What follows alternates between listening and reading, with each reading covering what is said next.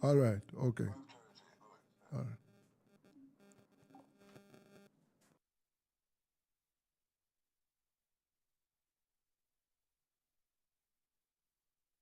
Mommy, daddy, oh, Jesus, mommy, daddy. Ever wanted to share what you know about a crime, but were too afraid? At Crime Stop, we make it easy for you to report on crimes safely and 100% anonymously. All it takes is 4 simple steps. First, contact the tip line at 311 or visit www.crimestop.org or www.311tips.com. Then share what you know anonymously with one of our trained counselors. Any information related to criminal activity is accepted. We don't want to know your identity. We don't record calls or use star 69. And there is no way of tracing tips over the phone or online. You'll also be given a file number for your tip. Next, track the progress of your tip by calling our tip line at 311 and quoting your file number. Finally, if your tip leads to success, you will be eligible for a cash reward. Rewards will be paid out upon request through a trusted disbursement agency with verification process to ensure that your identity remains hidden. Share what you know anonymously. Contact. What do you think about Jesus?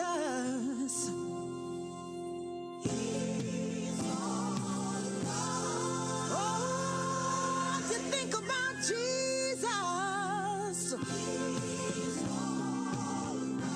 Here we go right now. He's all right. All right. All right. Give me Jesus in the morning. You give me Jesus in the evening. Every minute of the day. Give me Jesus. He's my reason for living. He's my source of survival.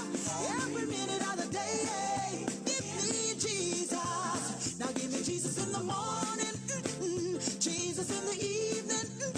Every minute of the day. Give me Jesus. He's my reason for living. He's my source of survival. Every minute of the day. Give me Jesus.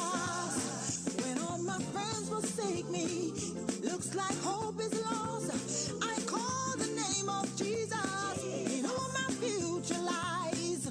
When my soul is cast down and my way looks dark, he softly come and whisper, child, your future is bright. He's my reason for living.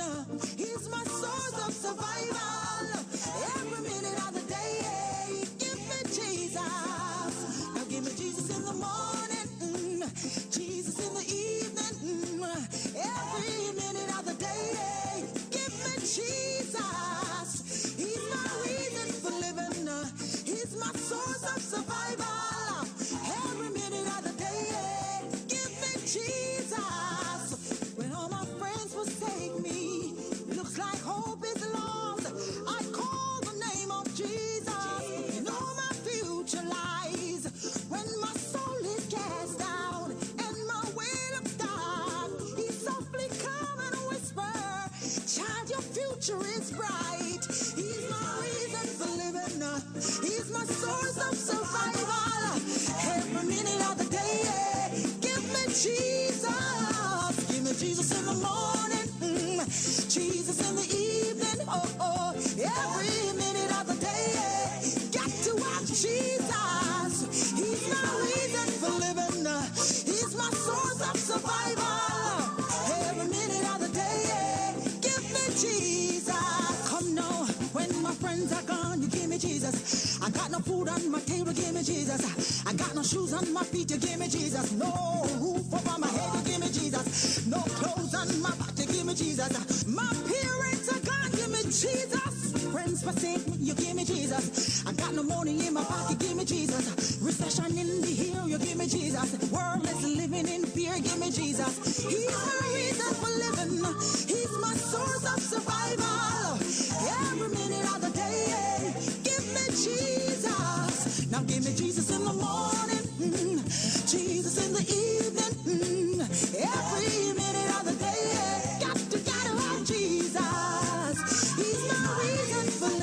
He's my source of survival. Every minute of the day, give me Jesus. Give me Jesus. Give me Jesus. Give me Jesus. Heart pressed on every side. Give me Jesus. I'm cast down. Give me Jesus. Perplexed on every side. Give me Jesus. I've been persecuted, but give me Jesus. I gotta have Jesus. Gotta have Jesus. I gotta have Jesus. Oh, you gotta give me Jesus. Jesus in the morning, yeah. Jesus in the evening, yeah. Jesus in the midnight hour. Gotta have Jesus. I gotta have Jesus. You give me Jesus.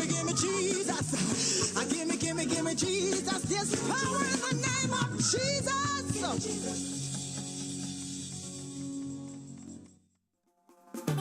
All of the people out there, we are blaspheme against the Almighty God. This one is to make them know, say, God, a man, a man.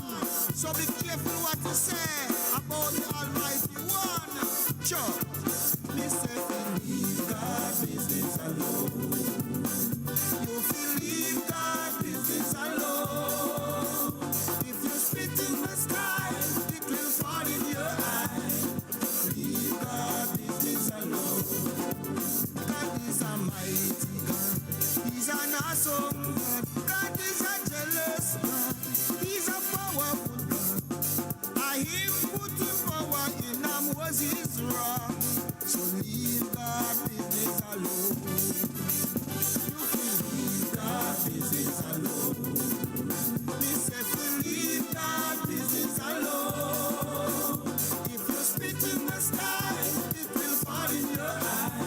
So leave God business alone.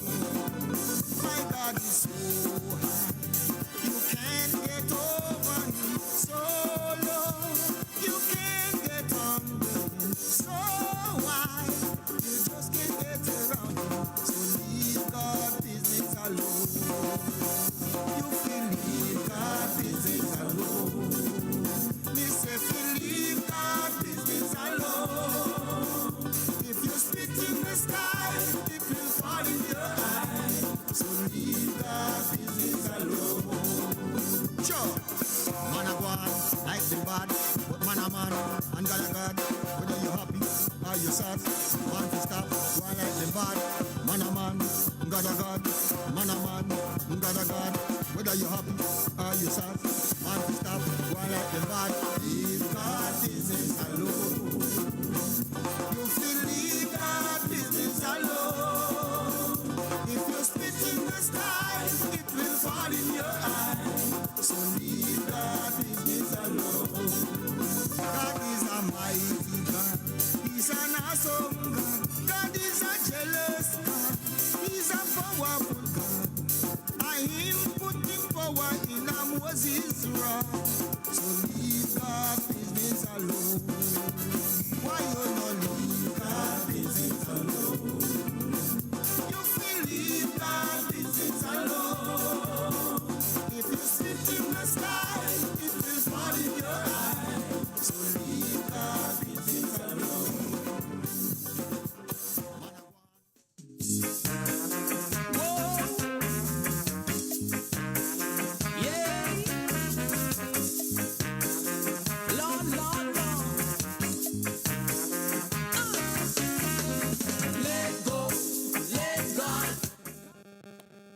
Yes. Welcome back to Rebel Radio. And we have on line now the opposition, the Guyanese opposition leader, Mr. Aubrey Norton. Mr. Norton, are you there? Yes, I am. Yes, sir. And how are you today? Are you okay? Okay, as good as you can be okay in Guyana.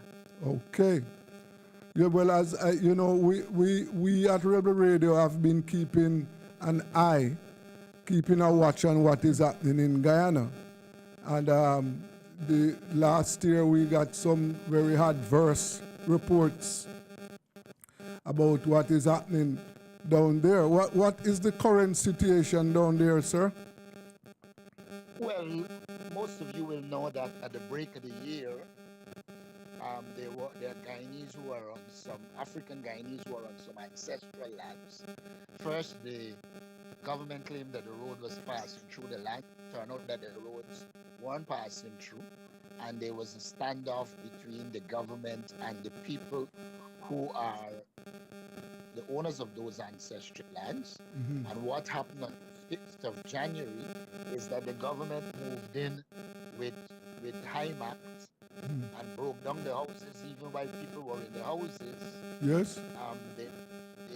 They demolished all the structures, and the next day they came and then they buried a few of the animals. There were people there who had cows, pigs, fowls, etc., chickens, etc. And the next day the government came with a Hymax and buried at least 2 or 3 of the animals before the people intervened and managed to move them away. So we see a complete violation of the human rights of the people, especially the African Guyanese here. The situation is getting worse. As you might be aware, there are a number of reports that are showing that poverty is on the increase. Yes, Even yes. though the government is talking about the fastest growing economy in the world, it is not trickling down to the people. In fact, it's a small group who we call the PPP elite, friends, family, and favorites, who are benefiting while a lot of the people in Guyana continue to punish. So in the economic realm, there are a lot of difficulties. We anticipated that with this budget, which was read last Monday, that there would have been some measures in the budget to help people. It turned out that the government allocated little or no resources for relief. In fact, my first criticism of the budget was that it had no measures to deal with inflation and the high cost of living, and therefore the cost of living is likely to go up, inflation is likely to go up, and that will affect us in a negative way. Additionally, the resources allocated to education have declined. When Yes. one recognizes that education is critical to the development of individuals and the society, then one understands the dilemma that we find ourselves in. Right. It is clear that the government is incompetent. It is clear that the government is corrupt, and it is clear that they are divisive, because one of the hallmarks of their governance is discrimination.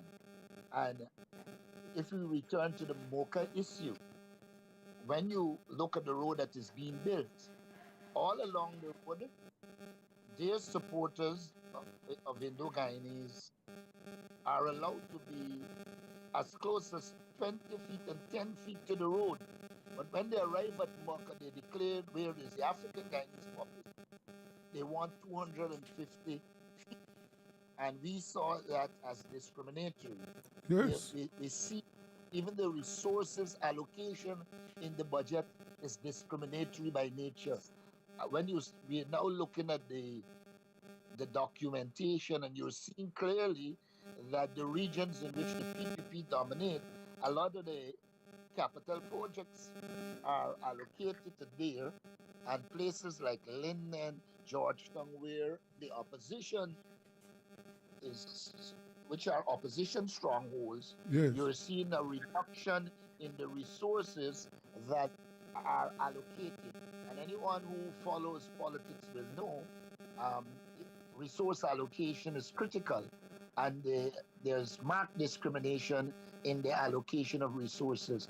But probably the worst thing about the budget is that it has no measures to deal with poverty. All the reports, the World Bank, FAO, everybody's report showing you that there's an increase in poverty.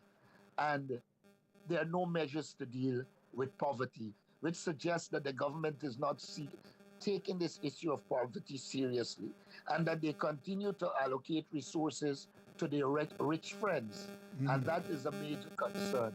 As a consequence of what is happening economically, you know there will be the social spin-offs, increased crime. Only today I was reading looking at a video report where they did an assessment of the most violent countries in the world, and Guyana rated number 7.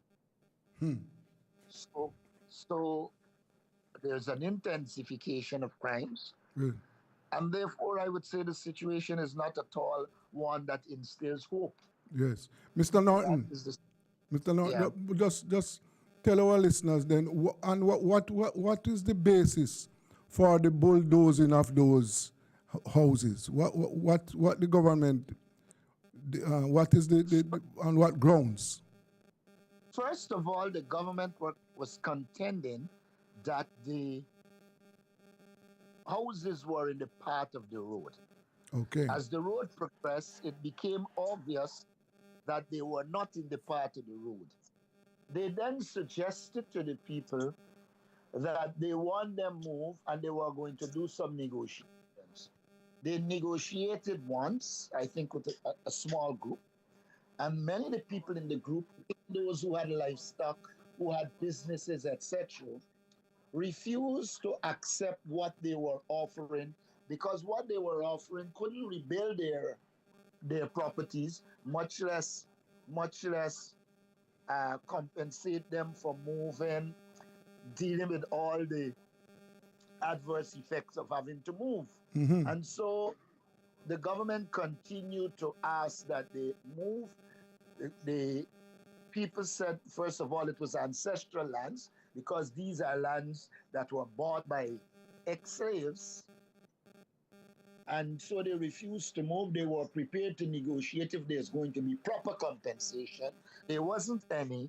And one morning, well, first of all, 1 o'clock in the morning, they attempted to go in, and the people were able to stop them. What they did after that was to break down all the bridges to the land, where they already had an excavator, and proceeded to just break down people's property just like that, without any care or concern. So we ended up with 20 children displaced from schools. We are now helping them.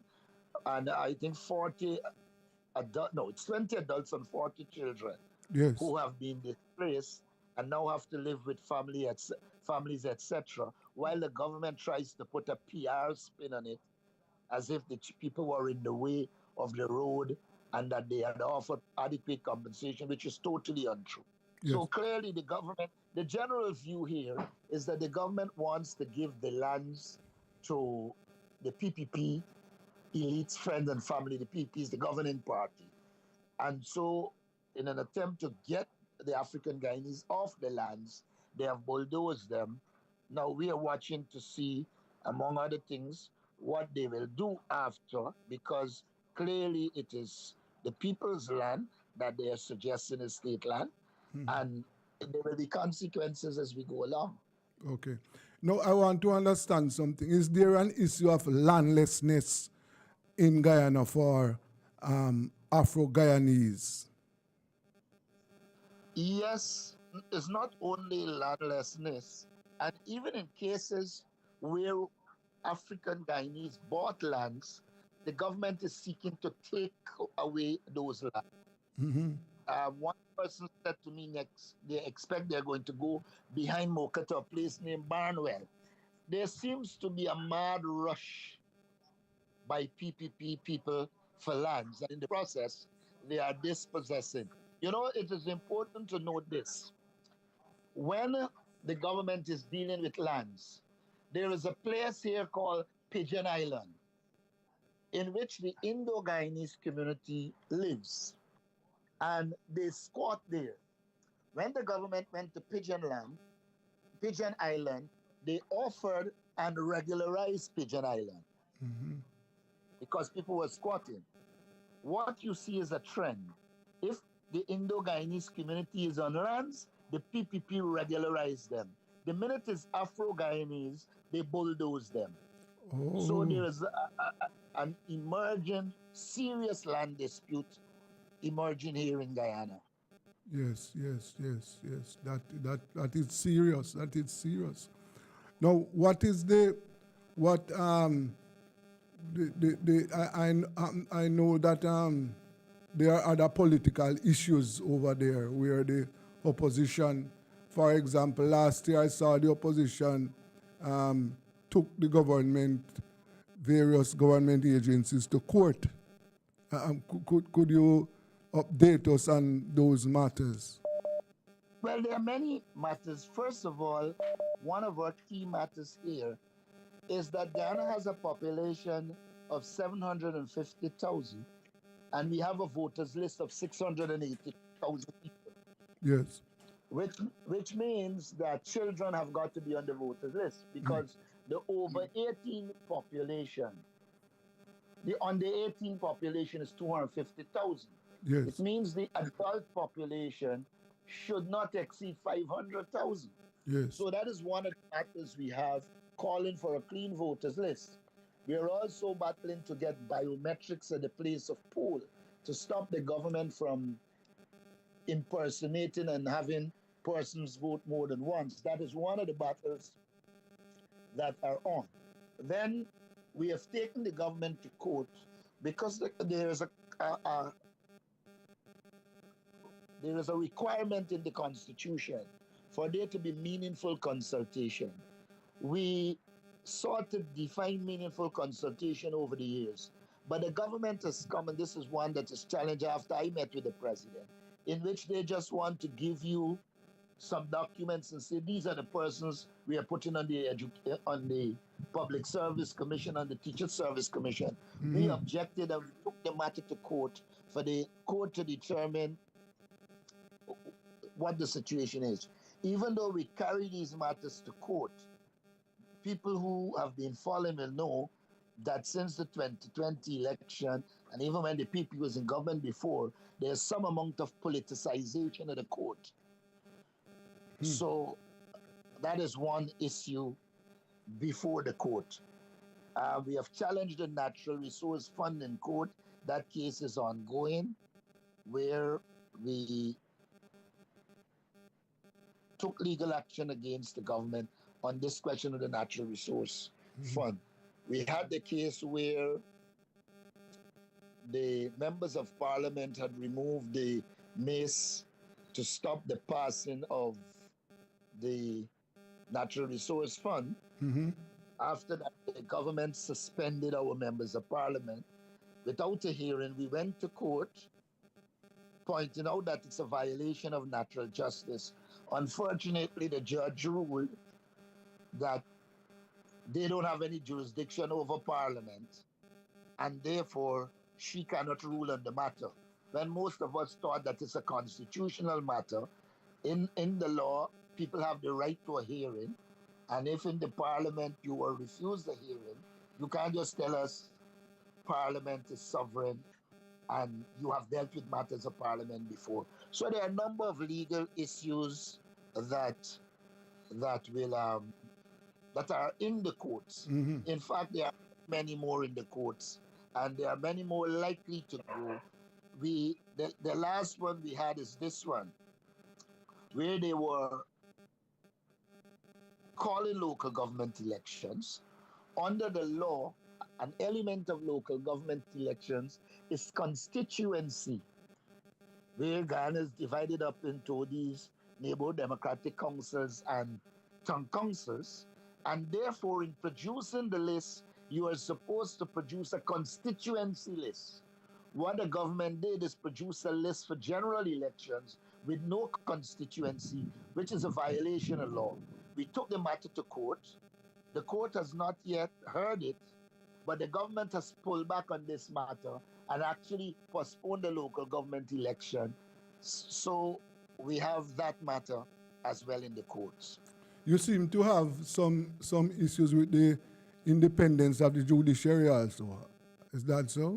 Both the independence of the judiciary and the independence of the Elections Commission, regardless of the issue before the Elections Commission, the chairman of the Elections Commission, who should be impartial, if you know how Ghana's Election Commission is made up, 3 opposition, 3 government, and a chairman who is supposed to be impartial. The chairman votes every time, regardless of the issue, with the opposition, with the government. Yes. With the government, and so we have been calling for her removal because the independence of the Elections Commission is in question. Previously, most chairman of the Elections Commission would try to be as impartial, let the two sides negotiate, and only in rare cases did we have the casting vote. She is just casting a vote in favor of the PVP, regardless of what it is. So that's Okay. another issue. Yes. In case of the judiciary, you would know that the government is now seeking to extend the amount of persons on the appeal court from 5 to 9. Yes. Well, they've passed legislation to do that, and we're of the view that they will put on the courts PPP judges so that they will kill completely whatever semblance of independence the judiciary had. Okay. So right now, Mr. Norton, at a time when Guyana has, let us say, has struck gold because of the fact that the economic fortunes of the country is supposed to be going in the right direction now, having discovered oil. But it would appear as if the political situation in the country is threatening to undermine the progress, the economic progress at this time. Yes, the truth of the matter is the economy is being mismanaged. There are high levels of corruption. Added to that, incompetence, and therefore, what in essence is happening, in fact, some people are arguing that we are suffering from the paradox of plenty. And so, though we have all these resources at our disposal, we are now heading in the direction of increased poverty and increased marginalization of the masses in this society. Yes, this is very, very, very, very unfortunate because one would have the Heiser and Guyana now as one of the bright stars in the Caribbean, and when we hear what is happening to the people, it is rather sad, you know. Yeah. What are the other institutions in the country? I mean, civil society. What is civil society saying about these political matters? Guyana has an unfortunate situation where most of the resources of the state are allocated by the state. And so a lot of businesses, organizations are dependent on the state. And so there's a high level of fear. And while you might have a pronouncement here or a pronouncement there, civil society in Guyana is weak and afraid. And therefore, it doesn't play the kind of role that it's played in other societies. Yes. Which is unfortunate, but true. We have a small, weak civil society, and there's a lot of dependency on the government. And the government uses its resources in a very arbitrary and dictatorial way, which have instilled fear in the private sector, in sections of the private sector, because those that are close to the government have a nice life, and civil society generally. So that's what it is as it relates to civil society. The government has completely marginalized all the trade unions. There is no longer collective bargaining in Guyana. The government sits, decide what wages and salaries they give in, and that's it. For instance, in this budget, this new budget, there is no increase in wages and salaries. And the 8% they give last year, the inflation has already eaten it out. So the real income of the people has dropped. And no increase so far. None has been announced. No. They did put a $5 billion for cushioning costs, the living, etc. But our argument is that it is inadequate because in the last budget, you put $5 billion. That budget was $549 million. This budget has increased by 41%, which means it's now $782 billion.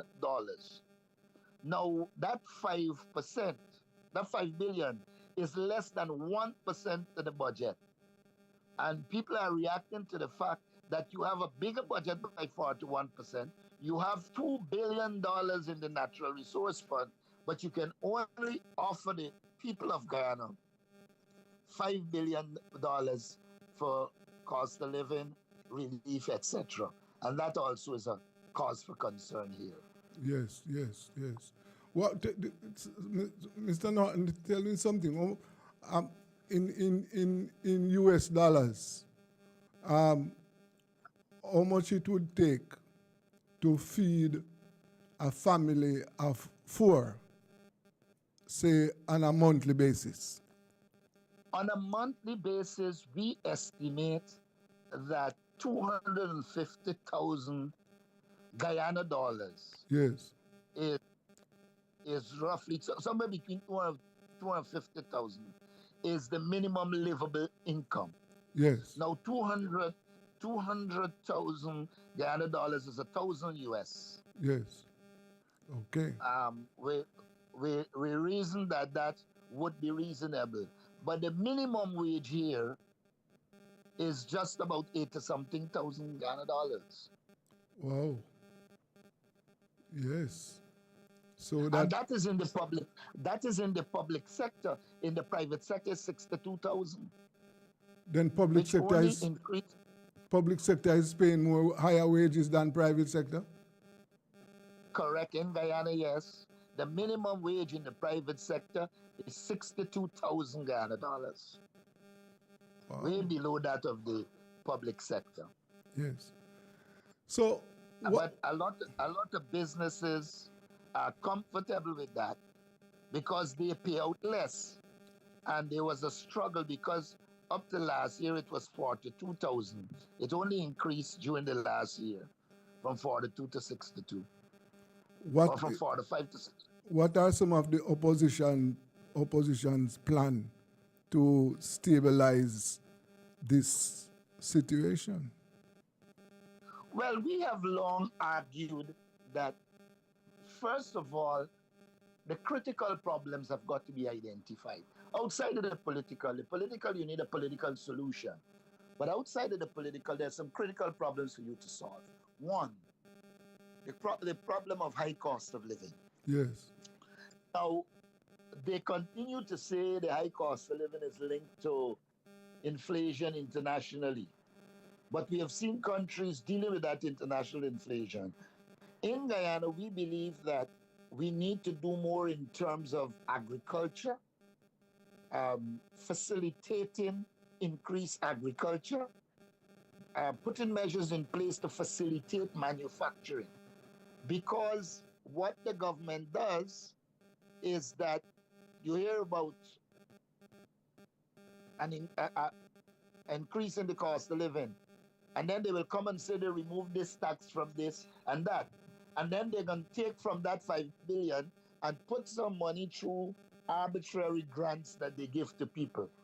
In some regard, they end up fueling the inflation because they are putting money in the system without increasing the capacity to produce goods and services. So you have the classical inflation situation where plenty money is following a little bit of goods, and it gets the cost of living continue to go up. So we have to deal with that.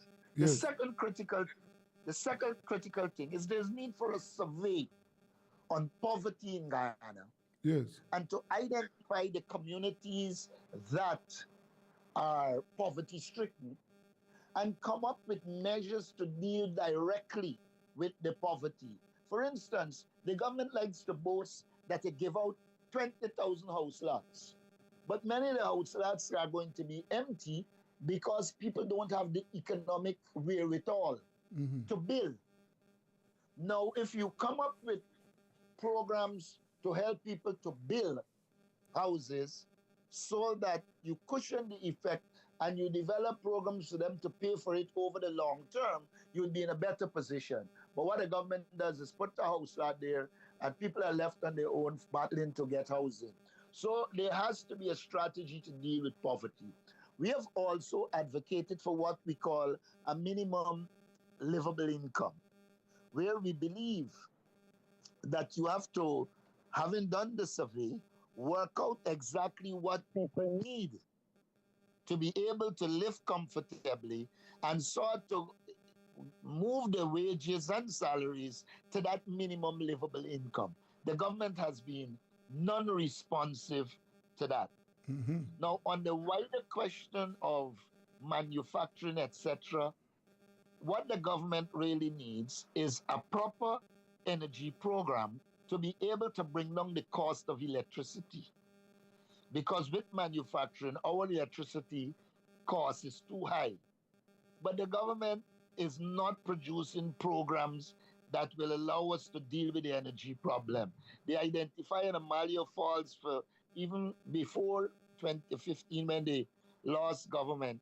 They come back with it and it is getting nowhere. There are a lot of technical and other problems. One of the hallmark of these governments is big projects that don't make any sense. We spend billions on a sugar factory that is now dead. They spend billions on a fiber optic cable was to give us interconnectivity all across the country. There is none. So the government also has to remove from this big project mentality and come up with a plan based on a clear vision as to where we want to take Guyana. Yes, sir. Yes, yes, yes. Well, I sincerely hope that action is taken to bring things under control, because we ought not to be, the Guyanese people ought not to be facing all these difficulties. Now, what is the situation with crime, and what's the crime rate down there at this time? Extremely high. In fact, I was saying to you, only today, a report was put out on crime, and I said Ghana rates number 7 in the world as highest in terms of high crimes. Number 7. And yes, I will try and send the video to you when I'm through here. Yes. It rates number 7, and they pointed out things like the Ghana police force has been politicized here. The government controls the police force.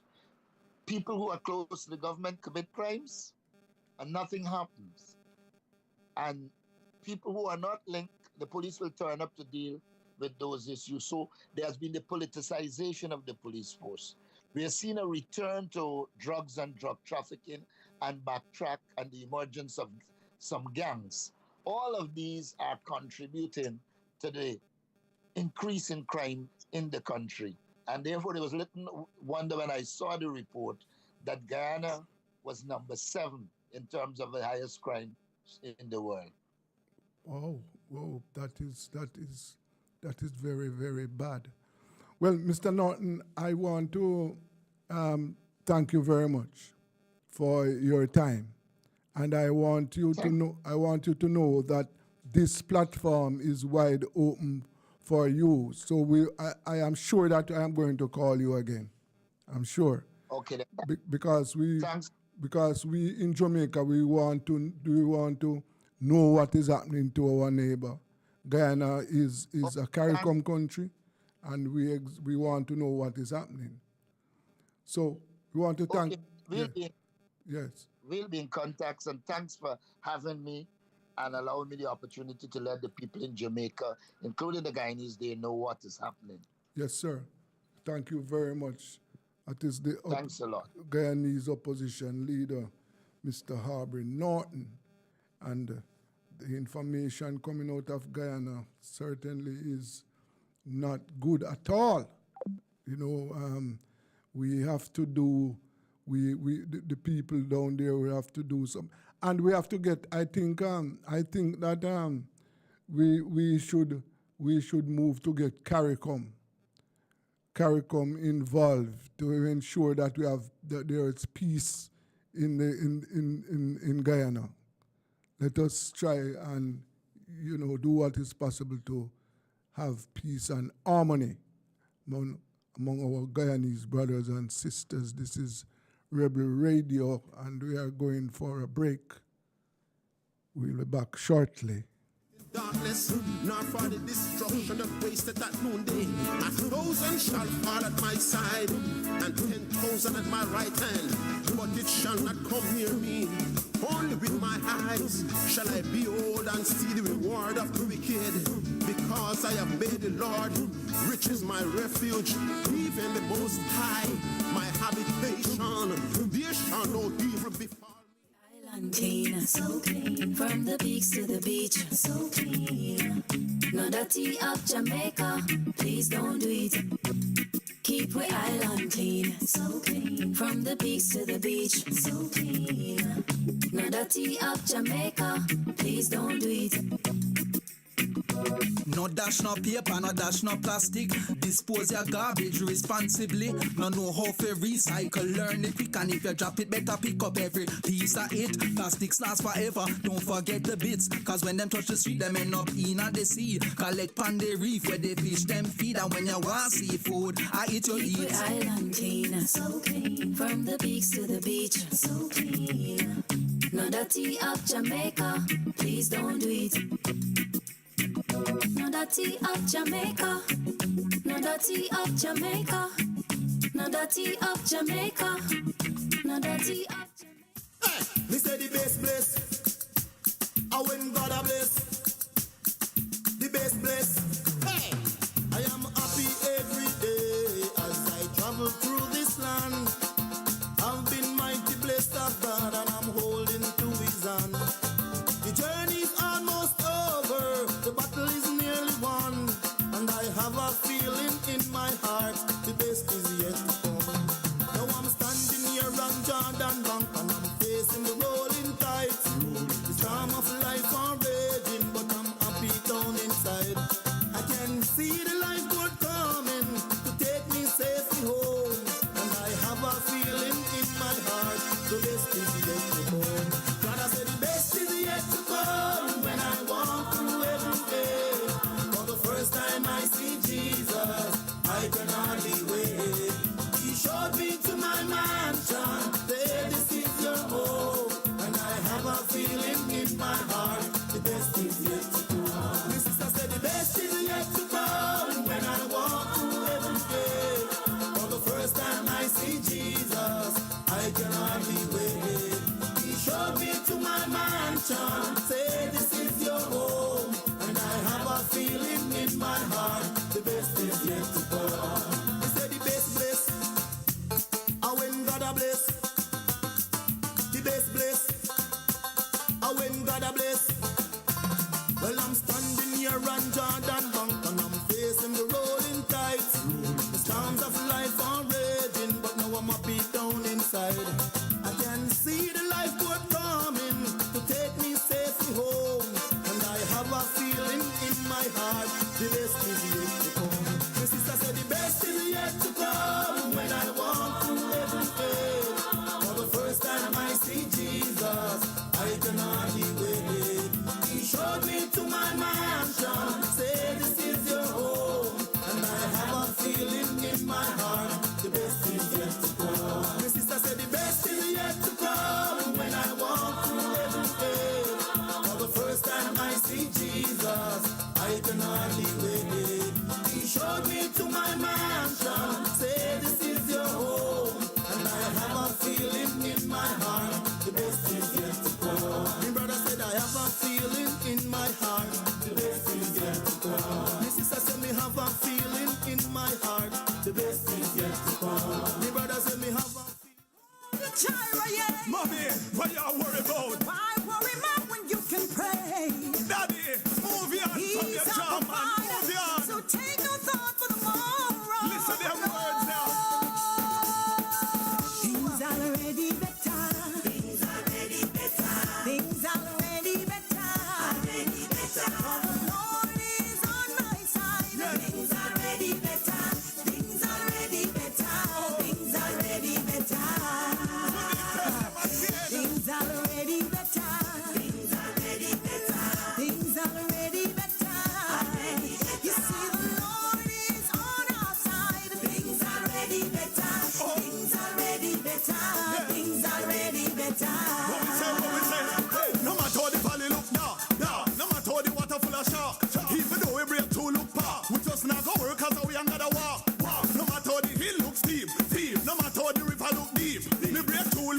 asleep. Me just not go work and me soul gotta keep. Guess what?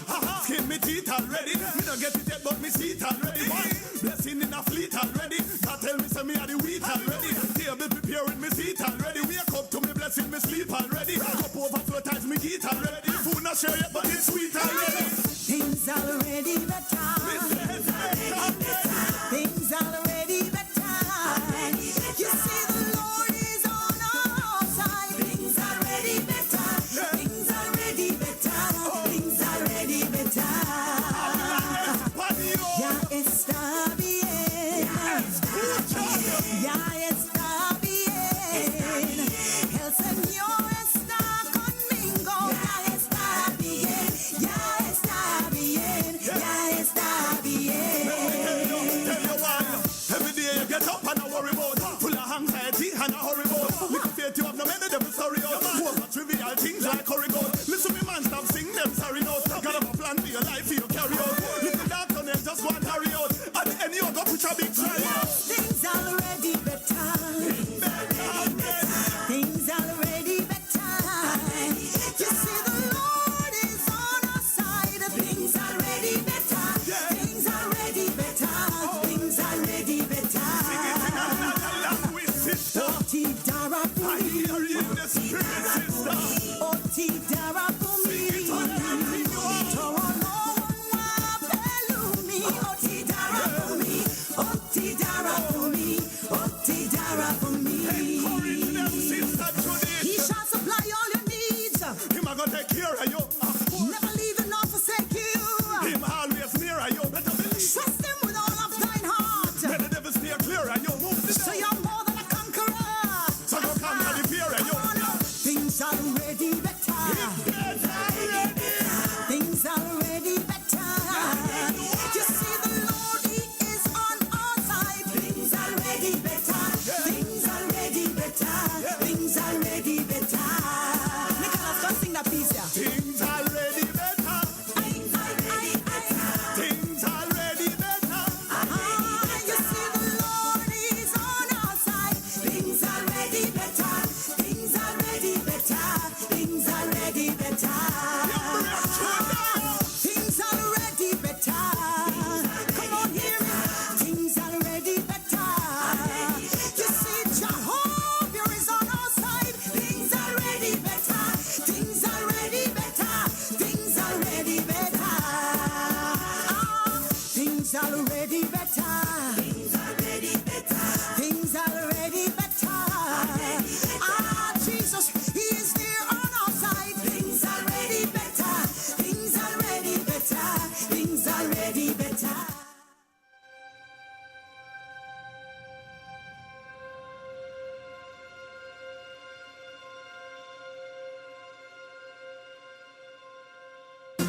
One, two, three, two more. 1, 2. I does the 30 minutes activity daily. Love your body, treat your body right. Vegetables, make sure you eat plenty. Children do 60 minutes activity daily. Drink some water when you feel thirsty. Cut down dessert and have a smoothie. Jamaicans, love your body, treat your body right. Love your body, treat your body right. Just eat right. Love your body, treat your body right. Love your body, treat your body right. One more time now. Love your body, treat your body right. Love your body, treat your body right. Just eat right. Love your body, treat your body right. Love your body, treat your body right. Listen up. Make sure you know your health status. Go a doctor and get a regular checkup. Chronic disease can slowly creep up. We can lower the risk and live up if we just eat right and get moving. Jumping, running, dancing or skipping. Change the children, them lazy habit. Make them play out the door and put down the tablet. Jamaicans, love your body, treat your body right. Love your body, treat your body right. Just eat right. Love your body, treat your body right. Love your body, treat your body right. Jamaica, get moving. Love your body, treat your body right. Love your body, treat your body right. Just eat right. Love your body, treat your body right. Love your body, treat your body right. After 2, make me hear you say I love me. 1, 2. I love me. 1, 2. I love me. 1, 2. I love me. After 2, make me hear you say I love me. 1, 2. I love me. 1, 2. I love me. 1, 2. I love me. Jamaica balance. Love your body, treat your body right. Love your body, treat your body right. Just eat right. Love your body, treat your body right. Love your body, treat your body right. One more time now. Love your body, treat your body right. Love your body, treat your body right. Just eat right. Love your body, treat your body right. Love your body, treat your body right. Jamaica get moving. Love your body, treat your body right. Love your body, treat your body. Jamaica. Best decision ever. Feel the sand between your toes and the gentle waves of the sea on your skin. Feel the warm Jamaican breeze lift your spirits and nourish your soul.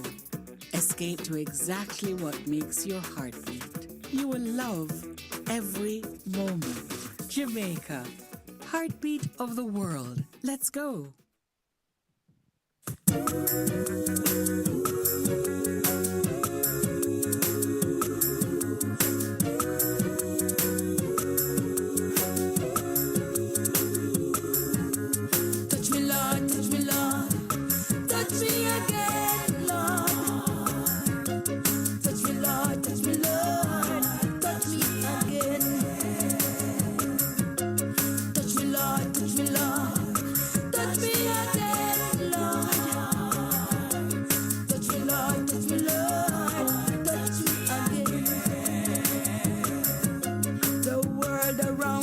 Crumbling.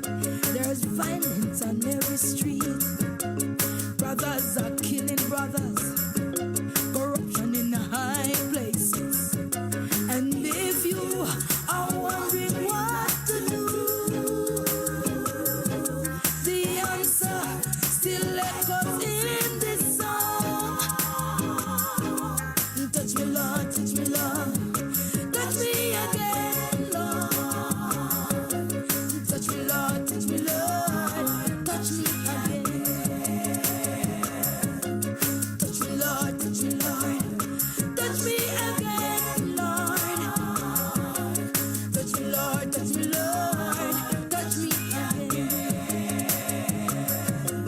Children are having children. Famine is on the land. Destruction in all places. Father, we need your hand. And if you're wondering what to do, the answer still echoes in this song. Touch me, Lord, touch me, Lord. Touch me again, Lord. Touch me, Lord, touch me, Lord. Touch me again. Touch me, Lord, touch me, Lord. Touch me again, Lord. Touch me, Lord, touch me, Lord. Touch me again.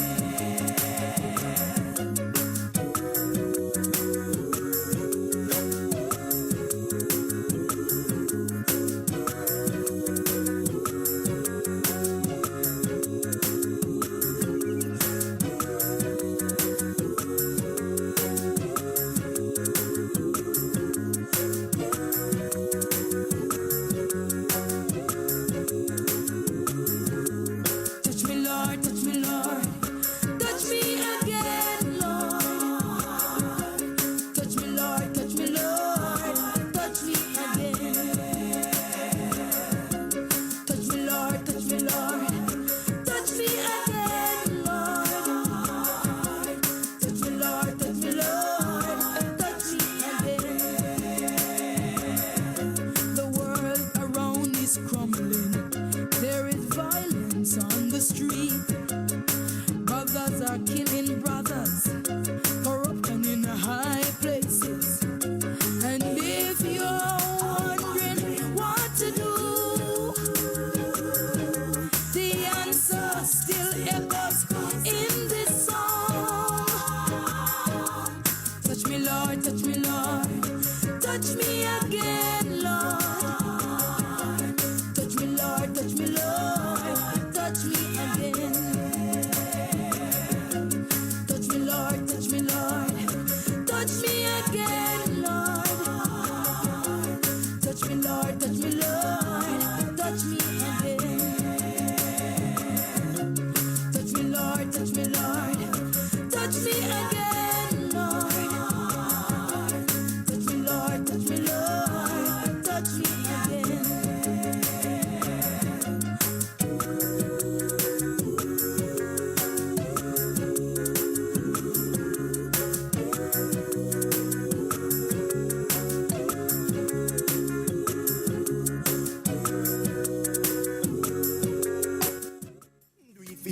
best life. Wait, go check your HIV status. Wait, so keep your life trending, no pretending. Me I tell yourself it do it for you, do it for you. Every time you are link with a condom, coulda Ozzy, coulda wife, coulda be a random. Condom connect and protect your profile. Be your own fan, do it for your best life. Do it for your best life. Do it. Don't put yourself at risk. Condom connect every time. Do it for your best life. Do it.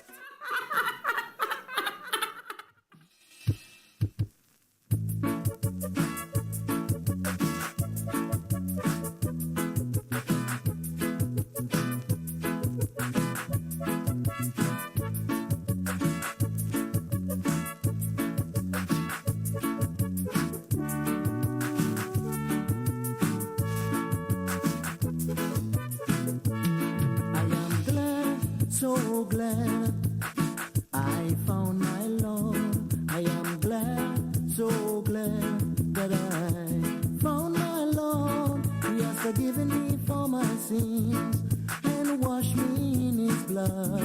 I am glad, so glad I found my Lord. When you have a problem, come and tell it to my Jesus. When you have a problem, come and tell it to the Lord. He's a problem solver. He's a burden bearer. I'm feeling happy. I found my Lord. So I beg you, wash me, Jesus, wash me. Wash me in your blood. Wash me, Jesus, wash me. And let me whiter than snow, Lord. Wash me, Jesus, wash me. Wash me in your blood. I'm feeling happy. I found my Lord. If you are sick, tell it to Jesus. He's a mighty healer.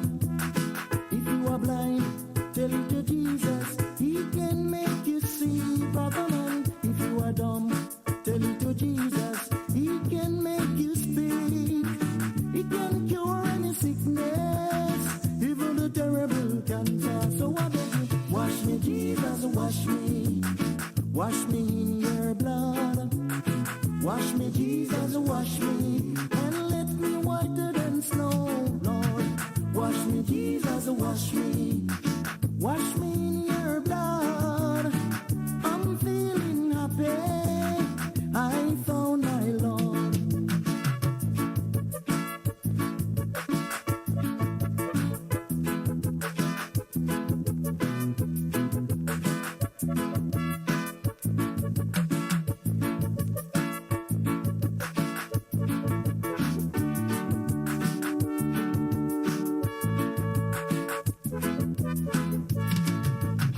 If you are sick, tell it to Jesus. He's a mighty healer. If you are dumb, tell it to Jesus. He can make you speak, brother man. If you are blind, tell it to Jesus. He can make you see. He can cure any sickness, even the terrible cancer. So I beg you, wash me, Jesus, wash me. Continue, wash me in your blood. Wash me, Jesus, wash me, and let me whiter than snow, Lord. Wash me, Jesus, wash me.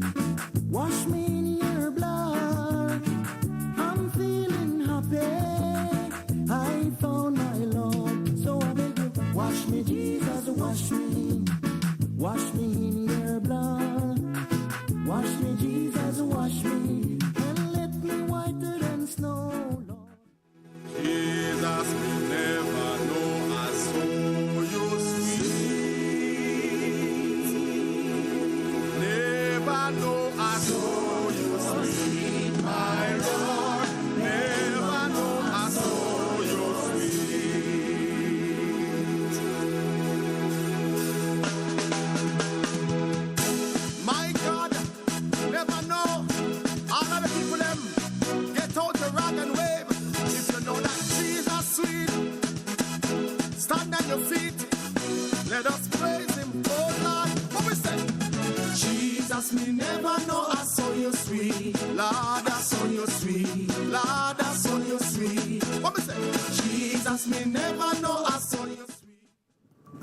Ever wanted to share what you know about a crime but were too afraid? At Crime Stop, we make it easy for you to report on crimes safely and 100% anonymously.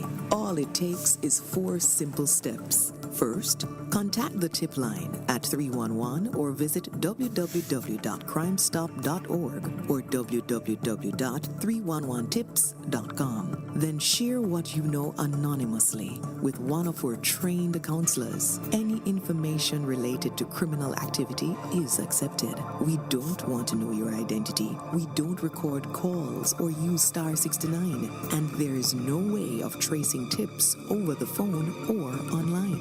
You'll also be given a file number for your tip. Next, track the progress of your tip by calling our tip line at 311 and quoting your file number. Finally, if your tip leads to success, you will be eligible for a cash reward. Rewards will be paid out upon request through a trusted disbursement agency with verification process to ensure that your identity remains hidden. Share what you know anonymously. Contact.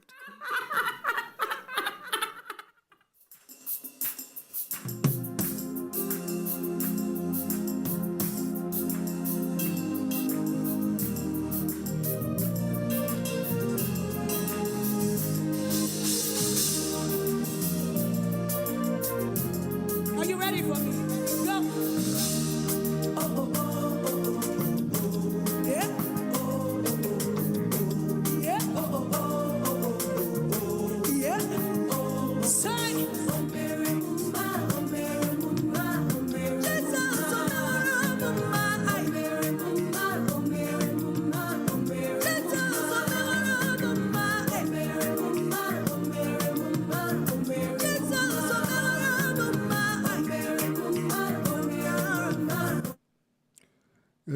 Yes. Welcome back. And we have been talking about so many things on today. We have online. We have with us now attorney at law Chris Malcolm. And Chris, how are you? I'm well, Desmond. I trust you're having a good day yourself. Well, yes, I'm having a good day. Yes. Happy to hear. Yeah. No, I see where the police are now at the home of one of the prime suspect in this scandal at SSL. Have you seen that? I have seen a note suggesting that police are at a particular address as to what the reason for them being there is and how it will advance their investigations. Those are matters that you and I would not know. Right. And as to whether or not even the person whose home they're at is in fact somebody who is intimately connected, in particular to the disappearance we understand of monies belonging to Usain Bolt, is how instrumental that person is in that regard. You and I don't know either. I suspect we have to wait until we see what the results of the investigations show. Well, yes, but she gave a statement. She wrote a statement, and in that statement, she outlined a number and a list of names of clients from whose account she confessed that she took money from those accounts, and that is millions of dollars. So that is, as I understand it, and I may be wrong, but my understanding is that that statement does not at all mention Usain Bolt's name. No. My understanding as well is that that statement speaks to millions of dollars, yes, but that she indicated that she may have taken about 20% of that. So in fact, millions of Jamaican dollars certainly, but not millions of US dollars from what the statement is, as I understand it, is what she has admitted to getting. Right.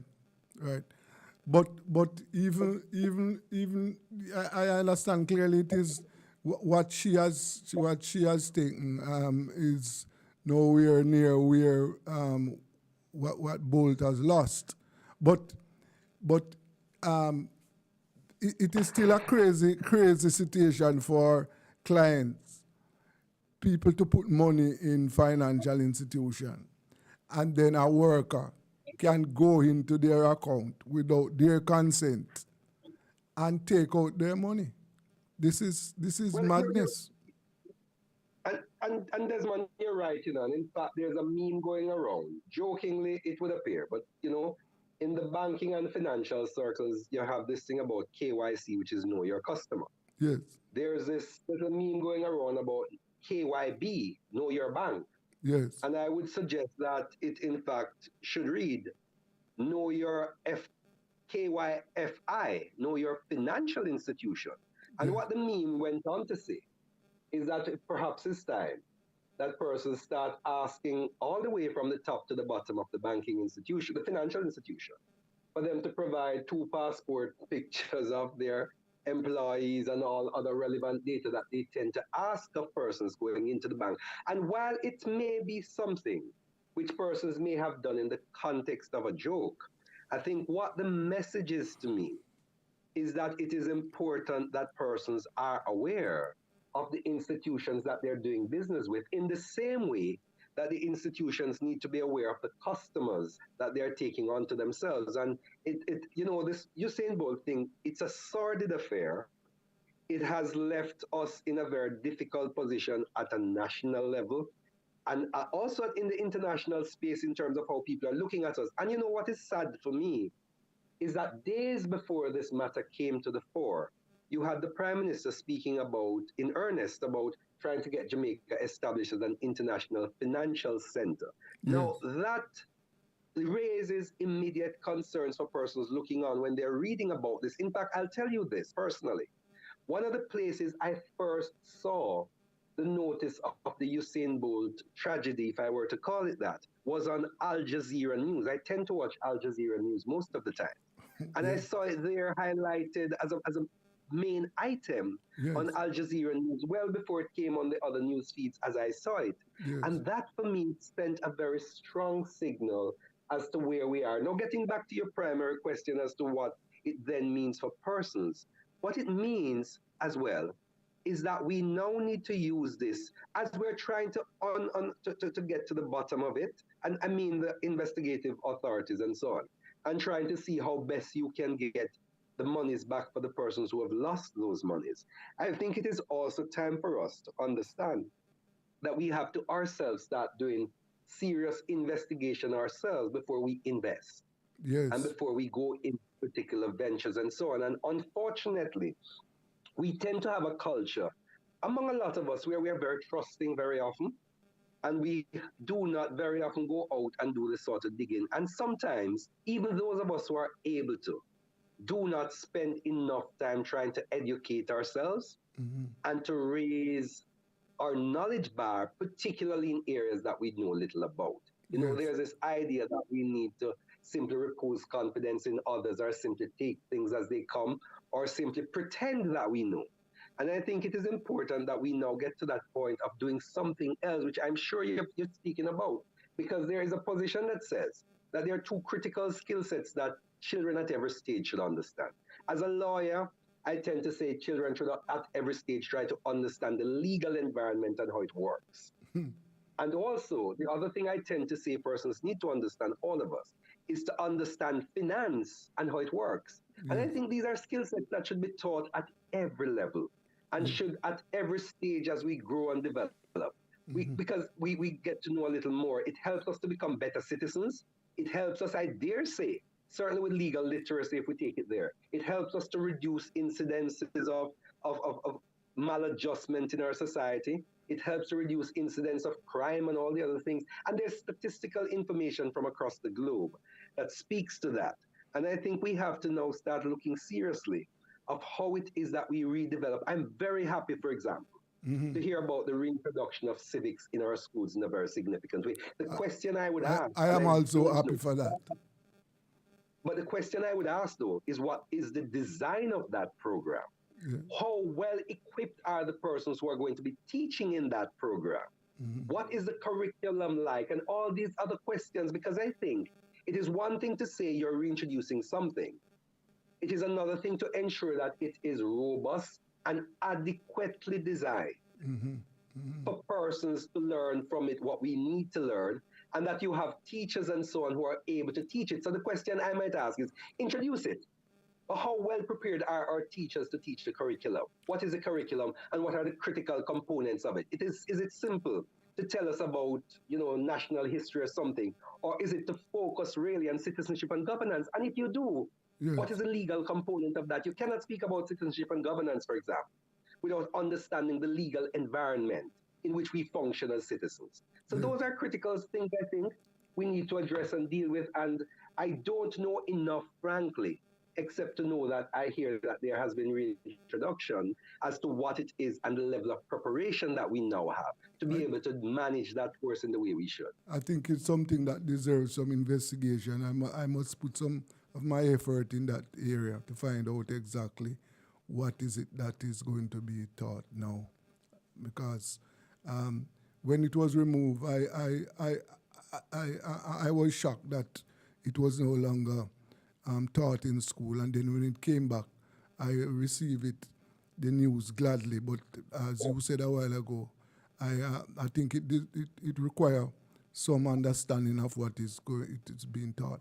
But Christopher, would you agree, or I'm talking to people inside and outside of Jamaica, is that as we speak right now, the country's financial health has been badly wounded, Have you detected that?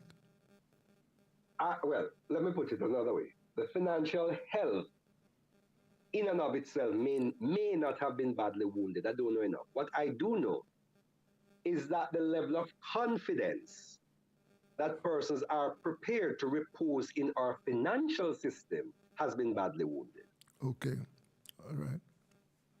Because I was just talking to some people in Connecticut, Jamaicans. Yes. And they are very concerned about what they are hearing, and then there and people locally, they are now having doubts about the credibility of the financial institutions. So it is something that requires some serious action. It is, and you're right, and part of the reason for that is that the financial sector anywhere in the world, not just in Jamaica, in the US, in any other jurisdiction, relies a lot on confidence. Yes. If people are not prepared to repose confidence in your sector, in a fiat currency arrangement and all those sorts of things, then the sector will find itself struggling, and by extension, the economy, because it was something I like to repeat, was something that W.B. Gladstone, former premier in England, had said back in his 1890s articles of finance, when he said, finance, so to speak, is the stomach of the economy from which all other organs take their tone. Now, the point is, if your financial system is not working well and people are not prepared to repose confidence in it, then everything else falls away. Yes. So for that reason, it is always important that there be good systems in place to ensure that the financial sector is working well, that people are comfortable with it, that they are happy with the regulatory environment that it works in. And I hasten to add here that very often when something goes bad, there's a knee-jerk reaction that says we need more regulation, we need more this, we need more that. Sometimes it is not the need for more regulation that will help you. Sometimes it's just a greater, evidence of better management of the regulatory environment that is required, and also knowing who has what responsibility to do that. We have seen in this context, for example, that in very short, quickly after the event came to the fore in the way it has, the executive director of the Financial Services Commission has resigned. What does that mean?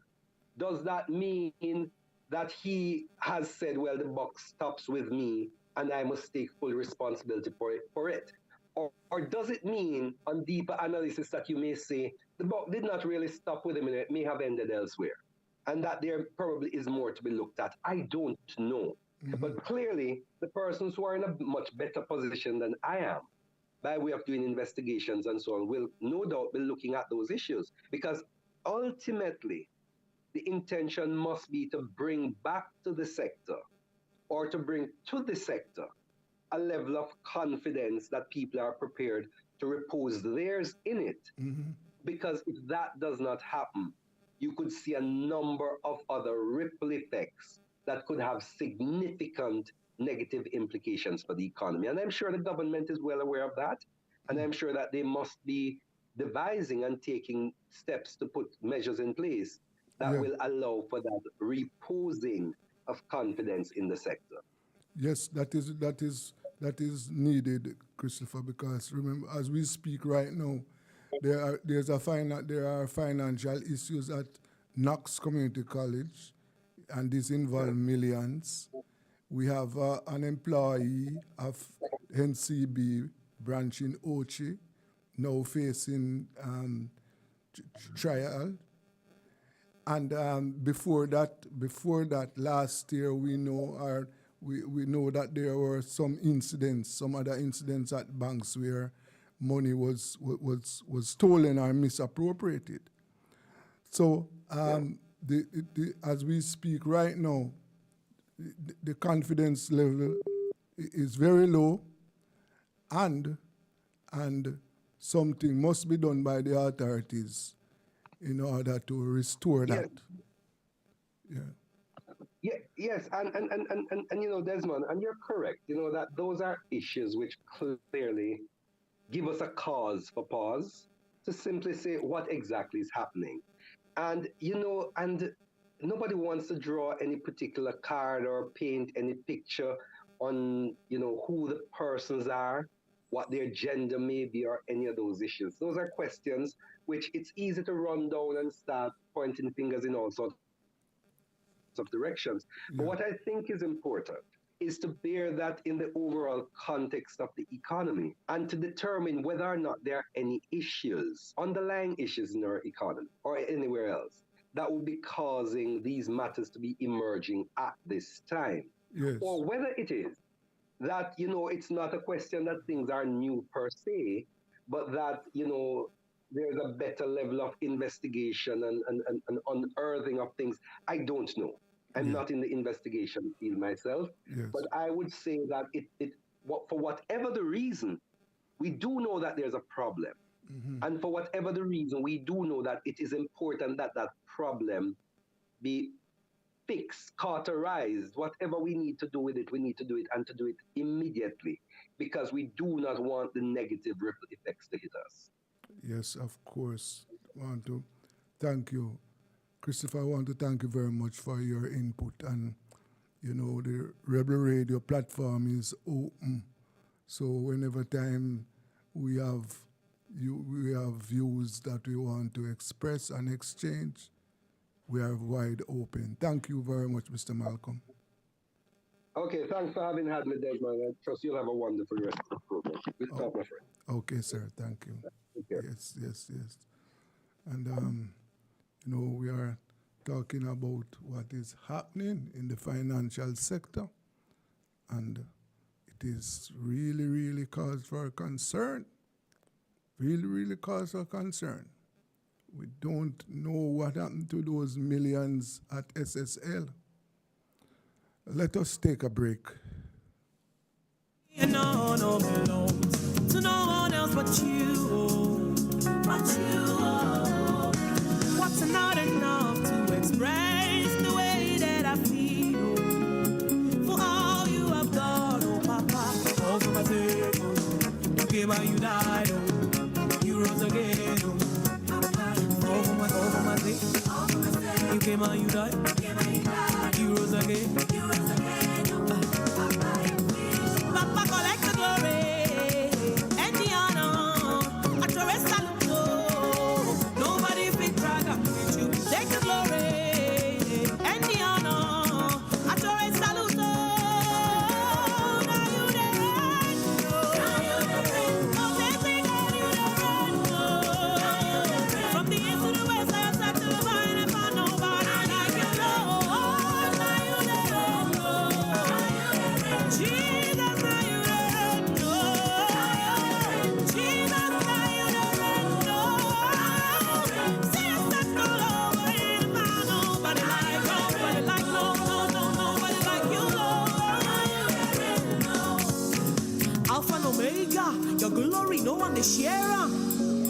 Jehovah, anything you talk, you the doer. You get the power to save, heal and deliver. Hosanna, the angels they sing hallelujah. You know they lie, you know they fail, you know they carry my matter they play. See yesterday, you call me your own. When it reach my turn, Lord, you know they delay. From generation to generation, from Liberia to Jamaica, you know they carry last, you know they carry last. You ote, authentic God, ote, authentic God, authentic God, Jehovah, na you, na you, na you, na you, na you, na you, Jehovah, na you, Jehovah, na you, Jehovah,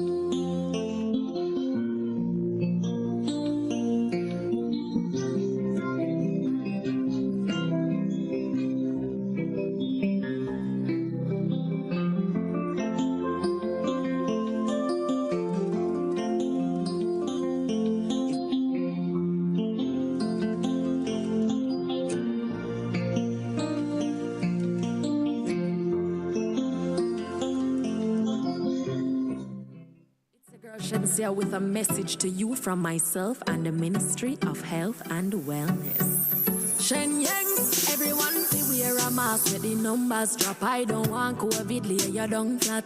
Nose and mouth you fi cover up that. Oh oh, oh oh, sanitize or get hospitalized. Fight the virus and fight for your life, yeah. Nobody talk about say you no response no more. Don't be reckless, cause your test say you not have, you can still get the virus from somebody. Don't be reckless, cause your test say you not have, you can still get the virus. So keep the numbers down, protect yourself and the people around. COVID in town, 6 feet apart and 6 feet in the ground. Yeah. Keep the numbers down, protect yourself and the people around. COVID in town, 6 feet apart and 6 feet in the ground. Stay alive, stay alive, stay alive, stay alive, stay alive, stay alive.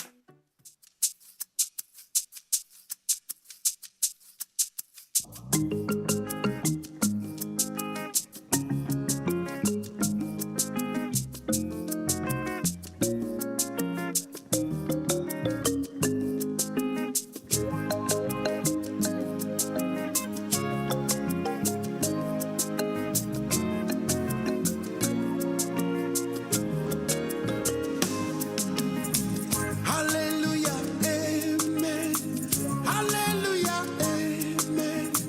Hallelujah, amen. Sing hallelujah, amen. Hallelujah, amen. Hallelujah, amen. Hallelujah, amen. Sing hallelujah, amen. Hallelujah, amen. Hallelujah, amen. Hallelujah, amen. Sing hallelujah, sing hallelujah. Hallelujah, sing hallelujah. Hallelujah, amen. Hallelujah, amen. Sing hallelujah, amen.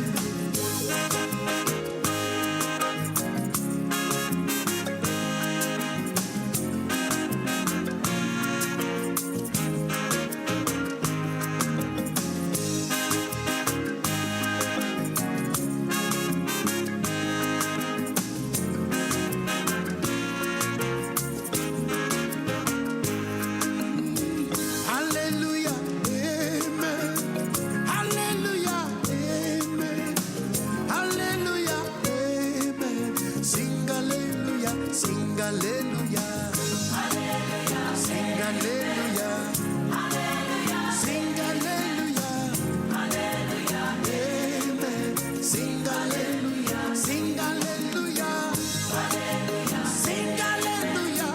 Hallelujah, sing hallelujah. Hallelujah, amen. Sing hallelujah. You are the mighty God, the great I am. Hallelujah, hallelujah. You are the mighty God, the great I am. Hallelujah, hallelujah. You are the mighty God, hey, the great I am. Hallelujah, hallelujah. Hey,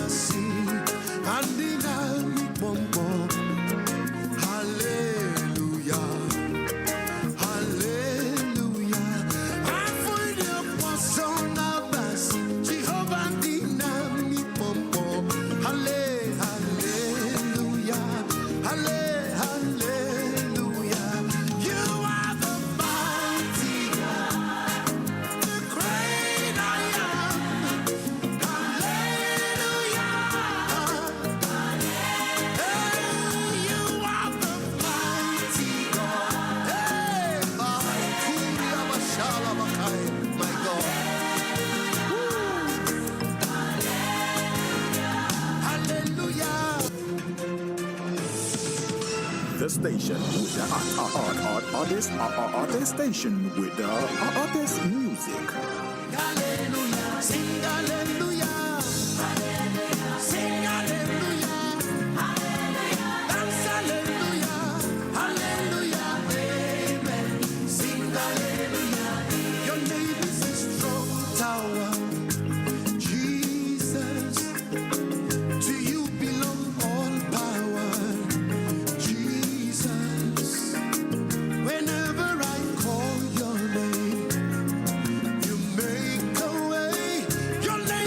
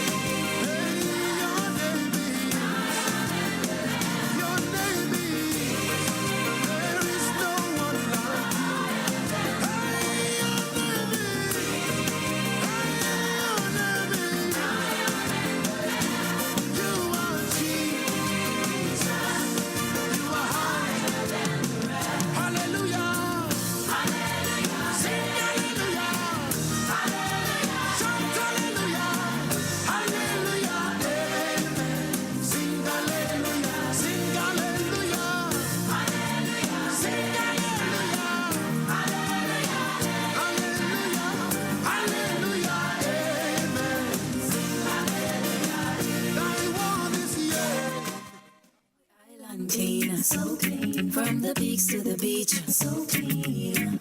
No dirty up Jamaica, please don't do it. Keep we island clean, so clean. From the peaks to the beach, so clean. No dirty up Jamaica, please don't do it. No dash no paper, no dash no plastic. Dispose your garbage responsibly. No know how to recycle, learn it quick. And if you drop it, better pick up every piece of it. Plastics last forever, don't forget the bits. Cause when them touch the street, them end up in the sea. Collect pan the reef where they fish them feed. And when you want seafood, I eat your Keep eat. the island clean, so clean. From the peaks to the beach, so clean. No dirty up Jamaica, please don't do it. No dirty up Jamaica, no dirty up Jamaica, no dirty up Jamaica, no dirty up Jamaica.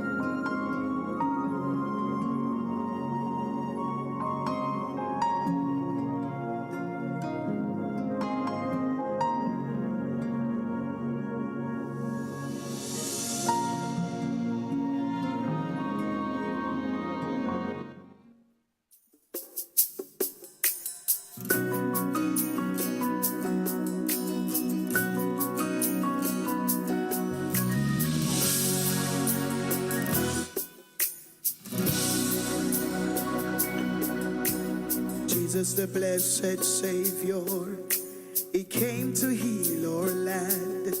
And if you haven't heard of Him, let me tell you about this man. He said, come to me who are weary, and I will give you rest.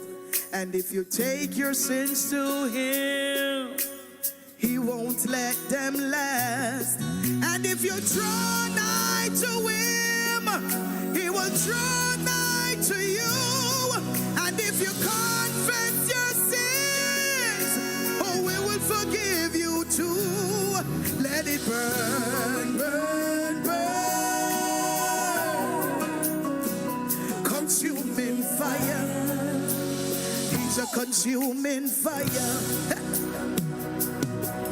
When the enemy came up against us to feed our sinful ways, just like when Jesus was tempted, you should be strong and keep the faith. He teaches us how to be like Him and stretch forth His hands. He will never leave nor forsake us. So come and see this man. And if you draw nigh to Him, He will draw nigh to you. And if you confess your sin,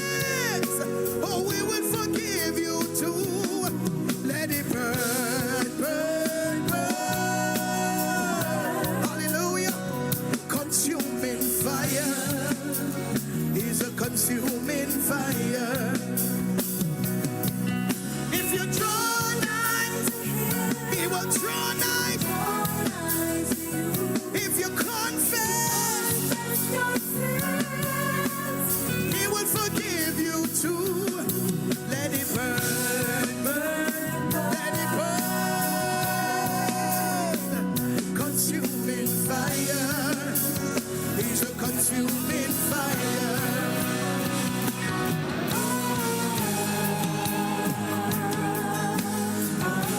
The Lord our God is a consuming fire.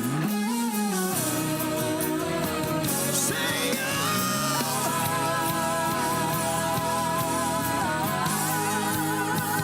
consuming fire.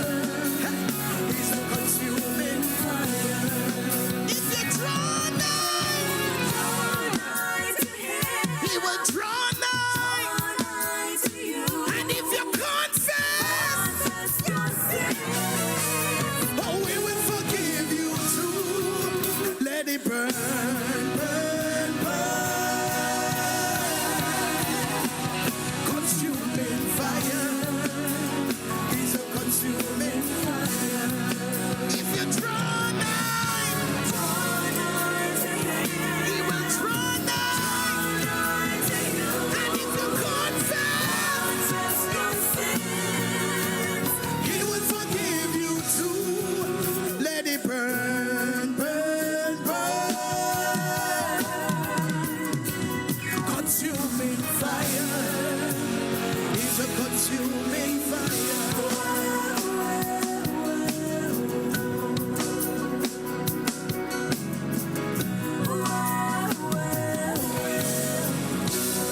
Oh, glory.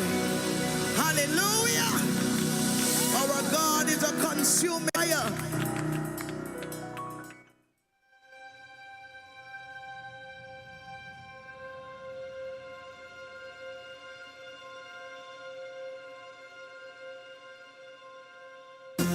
One, two, three, two more. 1, 2. I does the 30 minutes activity daily. Love your body, treat your body right.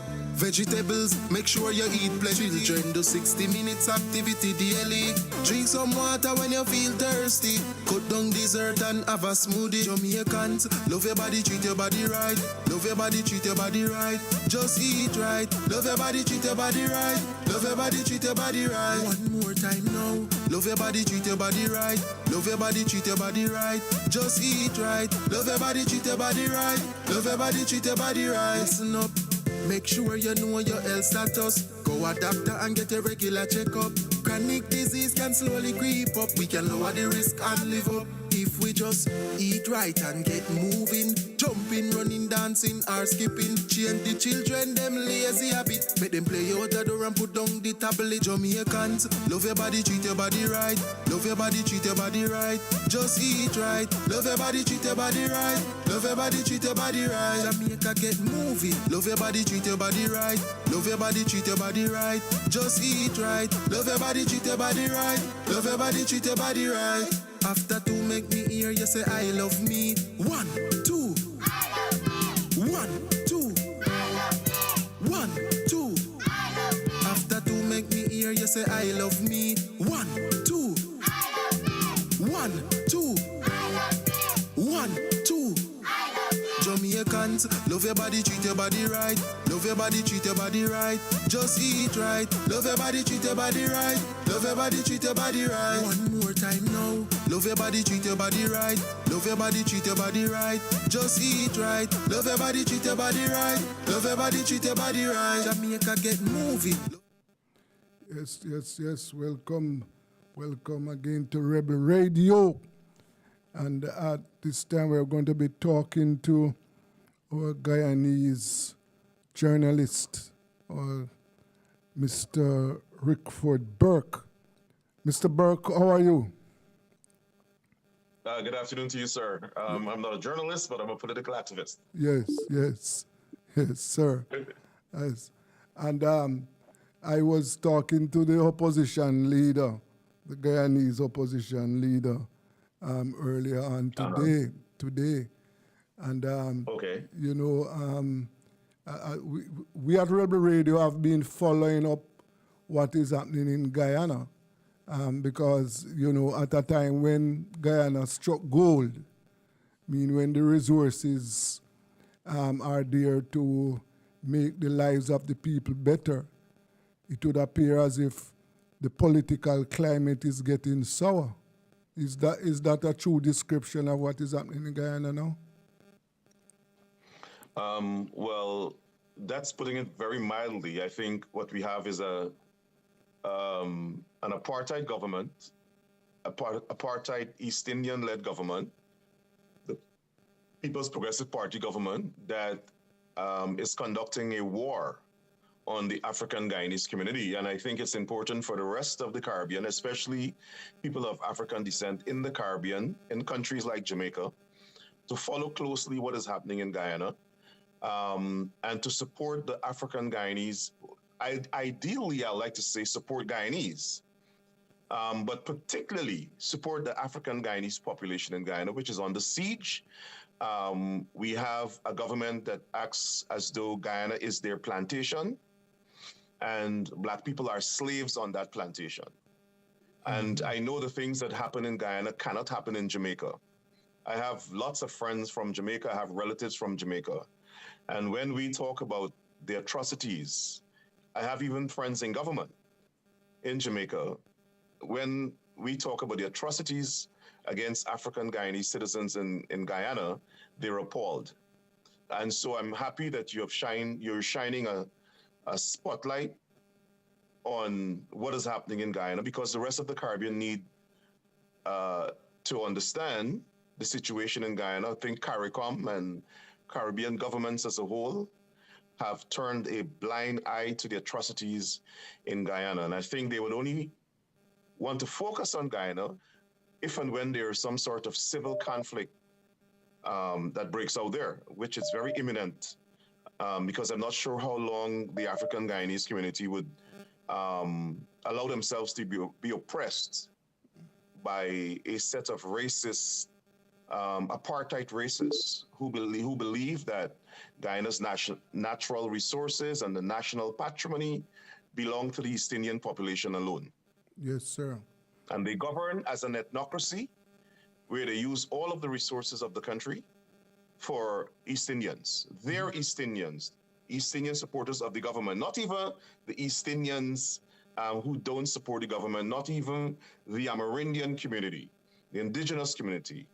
They operate as an ethnocracy and use all of the resources, all of the wealth of the country for the East Indian population that supports them. Yes, sir. And I understand that this is widespread. The opposition leader told me about the bulldozing of Afro-Guyanese. So those Afro-Guyanese with land who are living on land, they are being thrown off. Yes, we had on the 6th of January, the government bulldozed the homes of several African Guyanese families in a village called Moka. Moka is a village that was bought by slaves. So these are ancestral lands. And the government is building a road through that village. It's a very big, large community. And they claim that these homes were in the path of the road. But when we look at the drawings, the roads are not in the path of the road. The engineers have said to the residents that they're not in the path of the roads, but the government want them to move. We suspect is because when that road is established fully, those lands will become prime real estate, which they will then sell or lease to rich East Indian businessmen. That's the rumor. I don't know. Okay. I'm in New York, but so the government, it was not only that they bulldozed the homes, but they deliberately destroyed the belongings, the appliances, the property, the structures, the furnishings, cattle, livestock, even beverages. Yes. That one woman was selling through her business establishment. They destroyed them. It was a deliberate destruction, and it was a crime against humanity. They beat some of the residents who didn't commit any crimes. They were just there trying to protect their homes. Yes. Dragged one woman through the mud, kneel on her back. It was a scene like George Floyd. And you had police officers breaking bridges, breaking homes. I think that deserves an international inquiry. Police officers are there to serve and protect, not to serve as a demolition crew. And like I said, these are crimes against humanity. But particularly, you would not find this kind of atrocity happening to East Indians. The government is very contemptuous of black people. Very contemptuous of black people. This bunch of racists, they're like the KKK in America. They are even contemptuous of the black people in the rest of the Caribbean. You mean that? The African Jamaicans are not their friends. They would treat the Jamaicans and the Antiguans and the Haitians the same way. As a matter of fact, they've banned Haitians from coming to Guyana. They claim that they're engaging in human trafficking. But they want Afghans to come to Guyana. They're bringing Cubans to come to Guyana. They're bringing Venezuelans and Bangladeshis and Indians. I just noticed that the president went to India and signed some agreement for Indian workers to come to Guyana. We know what that is. They're going to flood Guyana with Indians so as to increase their electoral prospects, grant them citizenship and so on. So we know what they're up to. And at this point in time, I want to appeal to the people of Jamaica. I have a special relationship with Jamaica. My son is Jamaican. Yeah. And I want to appeal to the people of Jamaica, to the government, to Prime Minister Holness, to pay attention to what is happening in Guyana, and at the level of the CARICOM heads of government to hold the president of Guyana accountable. The president of Guyana sees Afro-Guyanese, sees people of African descent as second-class citizens. And we're forming an opinion where we think they want to reintroduce slavery into Guyana. And at some point in time, we have to have a discussion as a nation whether or not this government needs to take their supporters on an island or a different part of the country and go and live with them, because it is clear that the government does not want to live. The government and the supporters, the leaders of the PPP, these racists, they don't want to live with Afro-Guyanese. They don't believe we're legitimate citizens of Guyana. And they treat us like slaves. What happened in Mocha, I wish you had the videos to show it to your audience. What happened in Mocha is the most accurate portrayal of what our ancestors, what black slaves went through in Guyana and the Caribbean. What we saw happen there has tortured me and will torture me for the rest of my life. It was a reenactment of slavery. The only thing missing was white masses riding horses, whipping black people. Yes, sir. But they procured the services of the police force to perform that task of whipping black people, beating them and chasing them off of their lands, and leaving over 50 families displaced, 35 families displaced, including 50 children who are homeless, cannot go to school. People have to find places for them to live, eat, and sleep. Well, this is intolerable. This is intolerable. I also understand that the institutions, state institutions, are being politicized, and this includes the judiciary. Absolutely.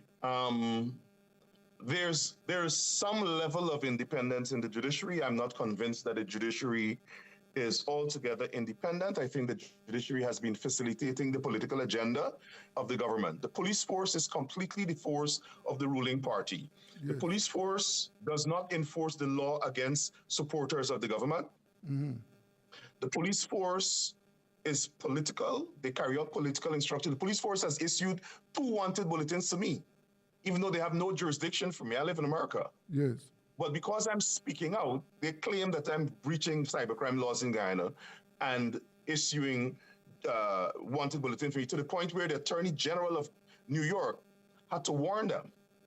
They have, the government has people following me. All of the intelligence agencies are monitoring me. Yes. I feel very special. In the meantime, Guyana is now on the list of the top 10 countries, top 10 most dangerous countries in the world. Yes. If you look at the World Population Review report on countries with the highest crime, Guyana is number 8. Yeah, I saw that this evening. yes, we have limited police resources, and much of that resource is used to monitor political enemies, monitor what people like myself and others say, Yes. and the criminals are running free on the street. Almost every day there's an execution style killing. Yes. But the police are monitoring political opponents of the government. Right now that's the top priority of the police. Mm-hmm. It's like the Russian KGB. Well. This is something that must the other thing I understand, that the civil society, the civil groups in the country are dormant. Well, so the civil society everything in Ghana is politicized straight along political party lines. Yes, everything sir. in the society, even maybe the churches. Okay. And those that are not politicized are scared to talk because you're either killed or the government is going to arrest you. Every black talk show host has been arrested. Okay. Anybody that speaks out against the government, if you're from the other side, you get arrested. Okay. And so Ghana is not a democracy. Civil society organizations are politicized themselves. Or if they're not politicized, they're scared to speak.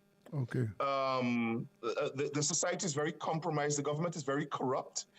If a pastor or somebody decides to speak out, the government will call them and do two things: either intimidate them or pay them off. Yes. The government uses black people, to attack people like us. They pay them. Okay. You have the vice president of the country going on a talk show hosted by somebody who was involved in a death squad. Yes. This is the vice president of the country. Wow. And attacking people. Wow. So rule of law is under threat in Ghana. Democracy has been compromised.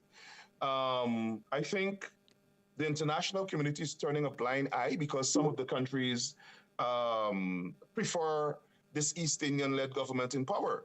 Some of the ambassadors on the ground, the foreign ambassadors on the ground, to me, come out of this same imperialist mindset. So they don't care if black people are mistreated, okay, or human rights are abused, or human dignity is infringed on. So, it's a sad situation, and what it calls for is international support. Just like the Caribbean, the governments of the Caribbean in the 70s and the 80s, and before I was born, supported apartheid regimes in Africa.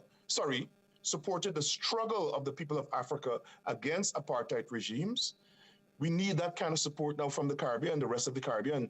Okay. We cannot talk about Cuba. We cannot talk about what is happening in what happened in apartheid South Africa, or what is happening in China or Russia or Myanmar or Iran. Yeah. And right in our backyard, we are scared to talk about what the PPP government is doing to black people in Ghana because we want to be friends with Barra Jagdeh when the president. We don't want to disrupt CARICOM.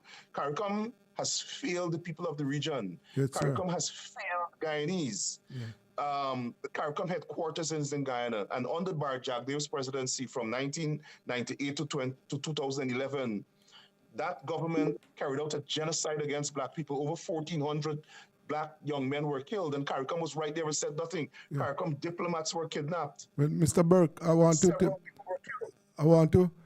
to tell you that we at Rebel Radio are going to, we are doing what we can, and to keep the doors open, to keep the eyes on Guyana.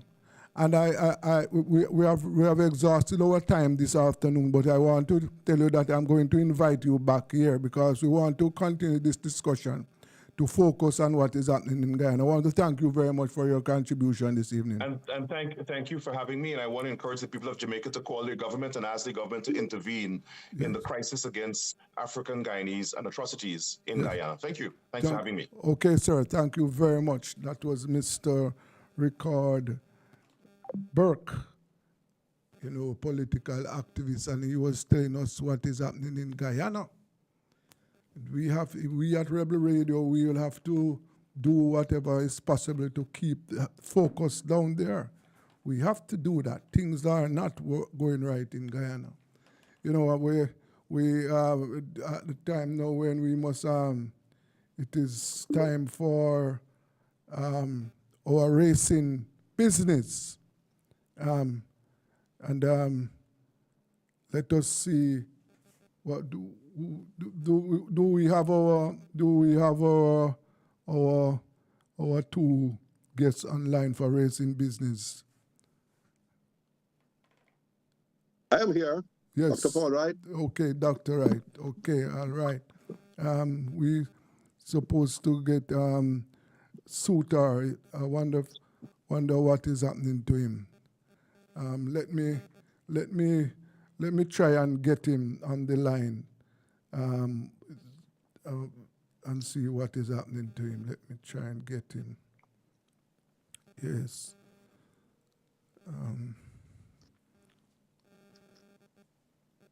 Yes.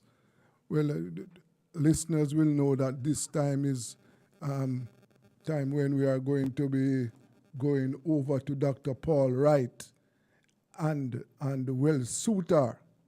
Welshie, are you there?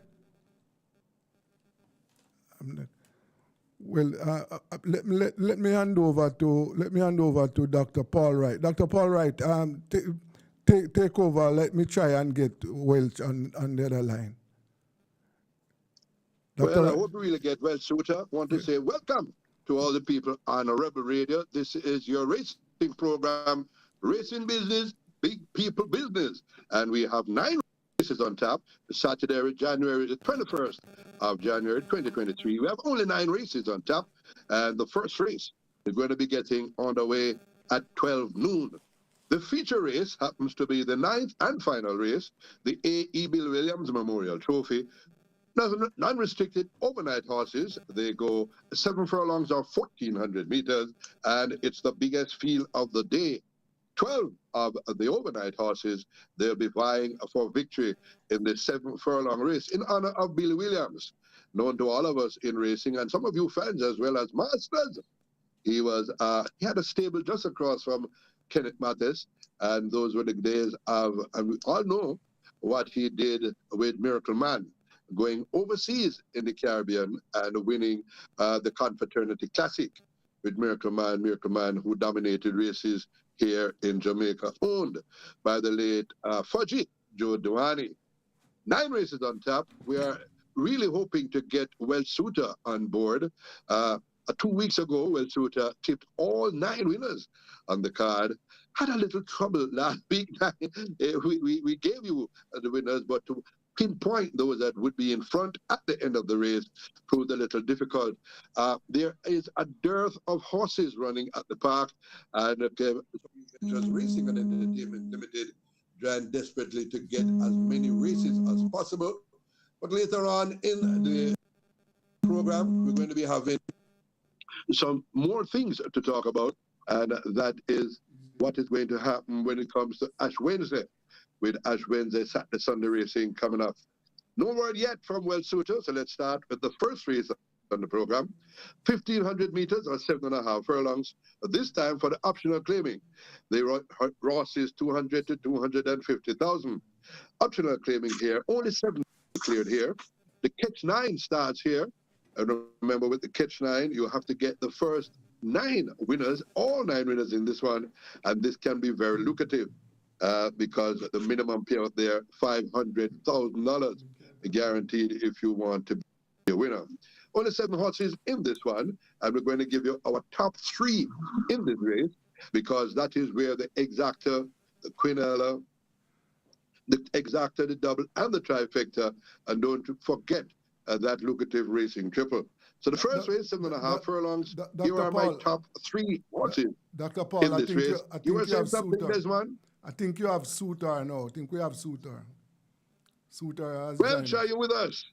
Yeah, I'm here. Welch, Suitor. Good. Hi, Welch. We're talking about the first race on the program. Yes, I'm here. 7.5 furlongs, 1,500 meters for the claiming group, 200 to 250,000. Here are my top 3 in race number 1. I'm going at number 2, Whatever, with Roger Hewitt, riding for Byron Davis. Byron still to get off the mark this year. Number 6, that's Prince Dominic with Giovanni Forbes in the saddle. And number 7, Ride with the Mob. Tevin Foster. You can't get any better than Tevin Foster. He's really riding, and I think he's the leading rider for 2023. He rides this one for Delroy Wisdom. This is the first time Delroy is starting a horse in 2023. So my top 3, 2, 6, and 7. That's where the race is. The favorite is going to be number 5, Stall Walking Girl, with Anthony Thomas riding there for Ryan Williams. Ryan Williams has got off the mark already, but let us give you my top 3, 2, 6, and 7. 6 will be at a very, very good price. And if you saw how this horse raced in June of last year, over 7.5 furlongs with Walker in the saddle, ran away from them, has been busy at the pool at a good price. I'm with number 6, Prince Dominic, to get the better of number 7, Ride with the Mob, and number 2, whatever. Well, Suter, who are your top ones in race number 1?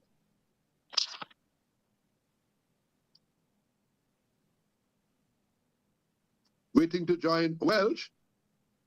Suter, the trainer at Kemenas Park, he was going to give us his top ones in race number 1. 7.5 furlongs or 1,500 meters for the claiming group 200 to 250,000. 7 horses going to the post. My top 3, 2, 6, and 7. I've left out the favorite, who will be odds on. There's no doubt about that. Everybody is believing that Stall Walking Girl with Anthony Thomas in the saddle. Good to see Thomas back in the saddle. He took a break, and he's going to be riding the favorite in the first race tomorrow. My top rate, 2, 6, and 7. And we're still trying to get in touch with Well Suter to find out his selections. Well, we don't have him as yet, so let's move right on to the second race of the day, over 1,100 meters or 5.5 furlongs. A maiden special weight for native bred 3-year-olds. And remember, these maiden special weight horses, these 2-year-olds, were 2-year-olds just 3 weeks ago. And you know, all horses age 1 year on the 1st of January. 1,100 meters, 5.5 furlongs. Remember that the place spot 8 starts here, can get your place horses. But remember, in the place spot 8, only the first 2 will count as the horses that qualify for your place spot 8. Top 3 here, we have 8 going to the post in this one. And then going to you my top 4 in the second race. Number 1, Smooth Aviator, Ryan Lewis for Jason Acosta.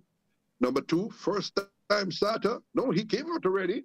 Walked out the box with El Afortunada with Anthony Thomas and Norman Smith teaming up here. Norman started the year on a bang with a winner. Number 4, Wizkid with Robert Hardball Halliday and Jason Acosta. He's the champion trainer. And on the outside, I'm going at number 6, Dailala. That is Dane Dawkins for Ian Prasad, who owns and trains this one. Burn Identity out of the pulpit mare along. Bred in the purple. And Burn Identity doing very well. My top 4 here for my superfecta, and you can put them in your exacta as well. Smooth Aviator, number 1. 2, El Afortunado. Number 4, Wizkid. And number 6, Dailala. Dailali, I think that's what it's called. I'm going to number 6, Dailala, with Dane Dawkins to get off the mark. Excellently bred, bay filling, well built, and working very nicely at the track in the morning. In the second race, my selection is number 6 to get the better of number 4, Wizkid, with number 1 and 2 fighting out for the minor placings. Still waiting on Well Suter. When we get him, we'll hear his selections in the first 2 races as our studio man Desmond tries his best to get Well Suter on the program. His selections are very important for this program. He's down there every morning and he hears whispers that go on down there and can give us some hints. The third race on the program is also over 5.5 furlongs or 1,100 meters. A restricted allowance 3 for native bred 5-year-olds and up. There must be non-winners of 4, and we're back again to 7 starters. Double exacta and trifecta are my top 3 here in race number 3. I'm going to number 2, Old King Cole, that merry old soul. Chris Mandine and Nicholas Smith joining up for this one. Number 4, Charming Beauty with Jordan Barrett. He had some good rides tomorrow. He's riding for Patrick Lynch. And Magical Mood on the outside, Ramon Napier for Keflin Murray. Keflin Murray has already had 2 winners this year. And this young man saw him leading in some horses last week at the track red shirt. He is really doing very well. Relaxed type of trainer and getting the job done. My top 4 here, 2, 4, and 6. I really think that Magical Moon at a good price is going to get the better of the favorite. The favorite will be Charmin Beauty with Jordan Barrett. But in the third race, my selection is number 6, Magical Mood, to get the better of Old King Cole, That Merry Old Soul, and number 4, Charmin Beauty. Desmond, we are working feverishly trying to get well suited for the program. The fourth race in the program is at 1:50 p.m. tomorrow. Saturday racing, only 9 races at the park. This race is over 7.5 furlongs or 1,500 meters, like the distance in the first race. Restricted allowance 5 for native bet 5 years and up. They must be non-winners of 2. Again, only 7 starters here. So in the fourth race, here are my top 3 in this one. Number 2, Beautiful Brand. No, number 4, I'm sorry. Number 5, Military Shot, Open Perseverance. Number 4, Military Shot. And don't leave out number 7, the favorite Pro Johnny, with Javanil Patterson teaming up for Gary Crawford. Gary Crawford narrowly missed being in the winners' enclosure already this year. Pro Johnny will start as the favorite. And my top 3 here in the fourth race, Roger Hewitt on Military Shot for Stephen Todd. Open Perseverance, Chris Mandine for his good friend, Brian Darby. And number 6, Pro Johnny, 5, 6, and 7. This horse is a standout. And it is therefore my cooked food special for tomorrow. In the fourth race, go with number 5, Hope and Perseverance. Christopher Mandine will get this one out early and could not be caught by the time they come around to the winner's enclosure. In the fourth race, my cooked food special for the day, number 5, Hope and Perseverance, to get the better of the favorite Pro Johnny, and number 4, Military Shot. Moving right along, we are going not so fast this time, but we hope to be joined by Well Shooter. The fifth race, over 7 furlongs, is for the optional claiming 300 to 400,000. This time, only 7 furlongs, 10 horses were declared, but we have a late non-starter. Number 1, Dracaris, the mount of Daniel Thompson, and Kevin Murray. This one will not be starting, so we are down to 9 starters in the 5th race. All the betting opportunities will be available: double, exacta, trifecta, superfecta, rolling triple, and high 5. And I want to give you the top 4 ones in race number 5. Be sure to get your pens and papers out. These races usually get an outsider coming in the top 3, and that is where the money is with your exotic bets. The favorite will be number 2, Dodge the Sling, and must be in my top 4. Number 2, Dodge the Sling. Number 4, Colbert. The lady, Samantha Fletcher, had an injury on the last race day and therefore couldn't ride my cooked food special over the straight 5, well drawn on the outside, and couldn't get the urging of this female rider who is a genius over the straight 5, but has proven that she's understanding races more and is going to be one of our leading riders in the top 10 before the year is over. Only 1 win so far this year, but put her in your exotic bet here tomorrow. In the 5th race, number 2, Dodger Sling, the favorite. Number 4, Colbert. Number 7, that is Garincha with Aaron Chatry and Donovan Russell teaming up for this one. When Aaron Chatry teams up with Donovan Russell, look for a good run. And number 8, and that is He Can Dance. Hot Walker, Omar Walker, 6-time champion jockey. He rides here for Donovan Plummer. So that is my top 4. Dodger Sling, Colbert, Garincha, and He Can Dance in the 5th race. I think that the favorite will get home. Dane Dawkins, he gets some good rides, this time for Jason Acosta. When you see Jason Acosta going for the champion jockey and not those that are riding for him, you know, who his top riders here now, and Thomas and those other riders, but he's gone for Dane Dawkins, and I think that this one is going to be a big winner. Came home from the Fernando to get his barn the last time. I'm going to number 2, Dodger Sling, in race number 5. The 6th race on the program is over the 5 straight, 1,000 meters straight. This time for 4-year-old maidens who were 3-year-olds just 2 weeks ago. The pick 4 starts here. You'll find the winners of race 6, 7, 8, and 9. and you should be in for a very good food. 11 starters. Therefore, Supreme Ventures Racing and Entertainment Limited has given us all the betting opportunities.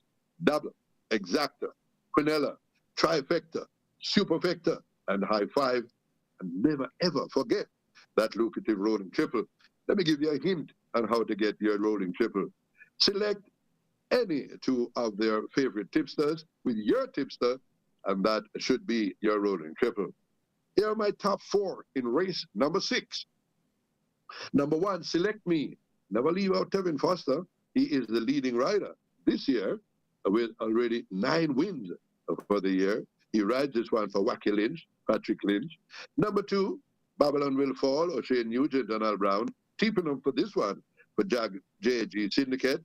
Al Brown has put the figure of 8 on this one. Should improve Babylon Will Fall. So the top 2, Select Me, Babylon Will Fall. Number 9, General Chief with Ryan Lewis. He rides this one for Spencer Chung. Good to see Action Pack getting a lot of rides here, especially in race number 6. And on the outside, be sure to put number 10, Blue Persuasion, with Omar Walker and Mikey Marlowe teaming up for this one. So my top 4 here in race number 6. Number 1, Select Me. Number 2, Babylon Will Fall. Number 9, General Chief. And number 10, Blue Persuasion. Big whisper at the track for number 8, Rani Bangada. But I've left this one out. I was prominent the last time over the 5 straight and faded with Action Pack in the saddle. Comes back heavier. Guns allocated with Robert Halliday. I'm leaving out this one, maybe in your High Five. But my firm selection in race number 6 is the Mount of O'Shea Nugent and Al Brown. I think putting the figure 8 on this one will improve this one. And I'm going with Babylon Will Fall to get the better in the 6th race. Remember, however, the outside horses have a distinct advantage. And the 2 outside horses here that stand out are number 9, General Chief, and number 10, Blue Persuasion. So you can make those your bets in your exotics, your trifectas, superfectas, and so on. But my firm selection is Babylon Will Fall. The 7th race, they go 1 mile. This time, restricted allowance 4 for need to bet 5 mules. There must be non-winners of 3. Again, we come to only 7 horses going to the post. And in this race, only Exacta, Double, and Trifecta. And don't forget the lucrative rolling triple. Bets 8, 7, 8, and 9. My top 3 here in race number 7. Number 3, Letters in Gold with Jordan Bard. Remember this. These jockeys, Jordan Bard, has some very nice rides tomorrow. Number 4, the favorite, Right in Flight with Ramon Napier. And number 7, To Cat Be the Glory. Make the jockey and To Cat Be the Glory. T. Foster replaces Joanne Forbes. Foster, the leading rider in 2023, replaces Joanne Forbes on number 7 in race number 7. So I top 4 there, 3, 4, and 7. And I think that change is going to make a big difference. Right in Flight has all the credentials. Ramon Napier able to go at 49 kilos. But To Cat Be the Glory, with the strength of young Foster, who is riding like a man possessed, in the 7. I go with number 7, Right in Flight, with Joanne Forbes, with Terence Foster and Carl Anderson teaming up for this one.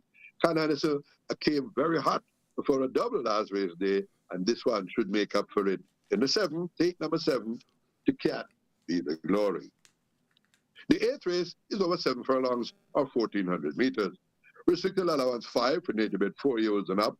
They must be non-winners of 2. Any imported ones in this one must be maidens at start. 9 horses were declared, but we have a late non-starter already.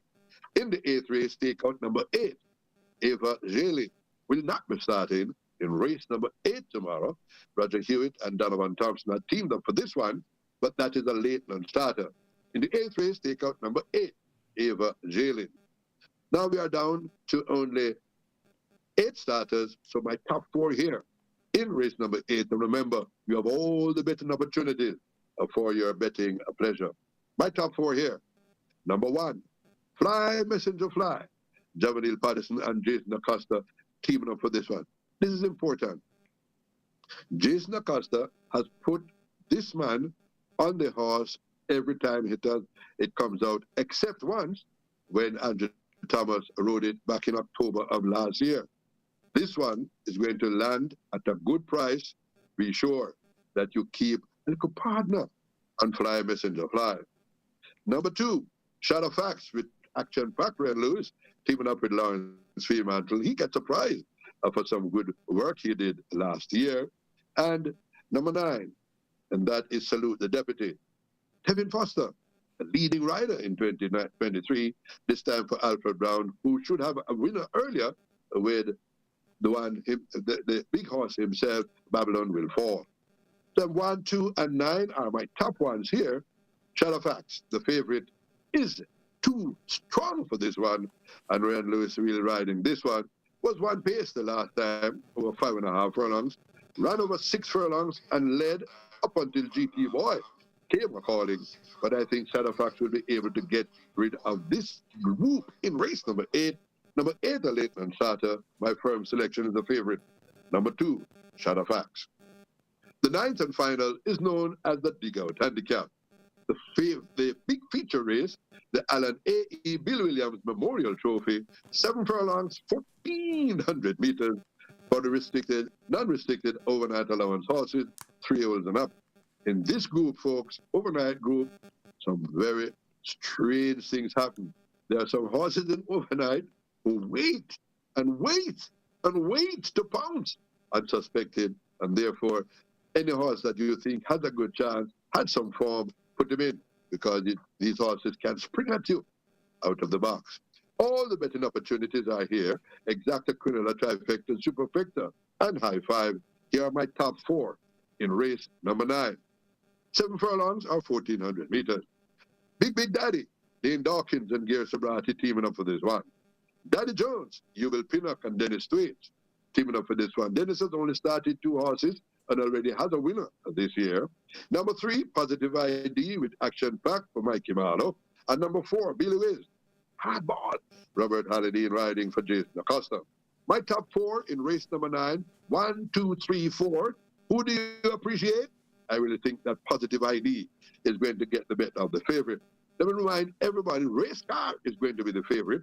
Has been big whisper for this one down at the track, trained by Spencer Chung, and Champo walks it with riding at 57 kilos, giving weight all around. But this horse, Positive ID, really liked how this horse ran when it walked out the box behind Prince Laird of Lucy. The last time was a clear second. Laird of Lucy was out of class. I'm going to 9th and final, number 3, Positive ID, to get the better of 1, 2, and 4 for your exotic bets. So those are my selections. We're sorry we couldn't get in touch with Suter. We had him at the beginning of the program, and then we lost him. We hope to get him back for the program next week. This is on your big program, Recent Business, Big People Business. Let me just go over the tips for you again, those of you tuning in late. In the first race, number 6, Prince Dominic. In the second race, number 6, Die, Lie, La. In the third race, number 6, Magical Mood. In the fourth race, number 5, and that is Hope and Perseverance, my cook food special. In the fifth race, number 2, and that is Dodgers Link. In the sixth race, number 2, Babylon Will Fall. In the seventh race, number 7, To Cat Be the Glory. In the eighth race, number 2, the favorite, Shadowfax. And in the ninth and final, the Alan A.E. Bill Williams Memorial Trophy, I'm going to number 3, Positive ID.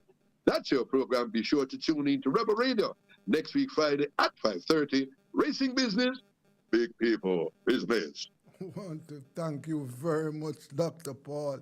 And once again, punters, you got it all. So be ready, be early tomorrow at the track and win a lot of money. This is the racing business, big people business. And we have come to the end of our live programs for today. Just want to thank our technical operator, Bishop Gordon, and to thank all our guests, and our listeners and viewers, all those who stayed tuned to Rebel Radio today. And remember that we have music, lively music for you. So keep your ears glued to Rebel Radio. This is Real Radio, and I'm Desmond Richards. Good evening.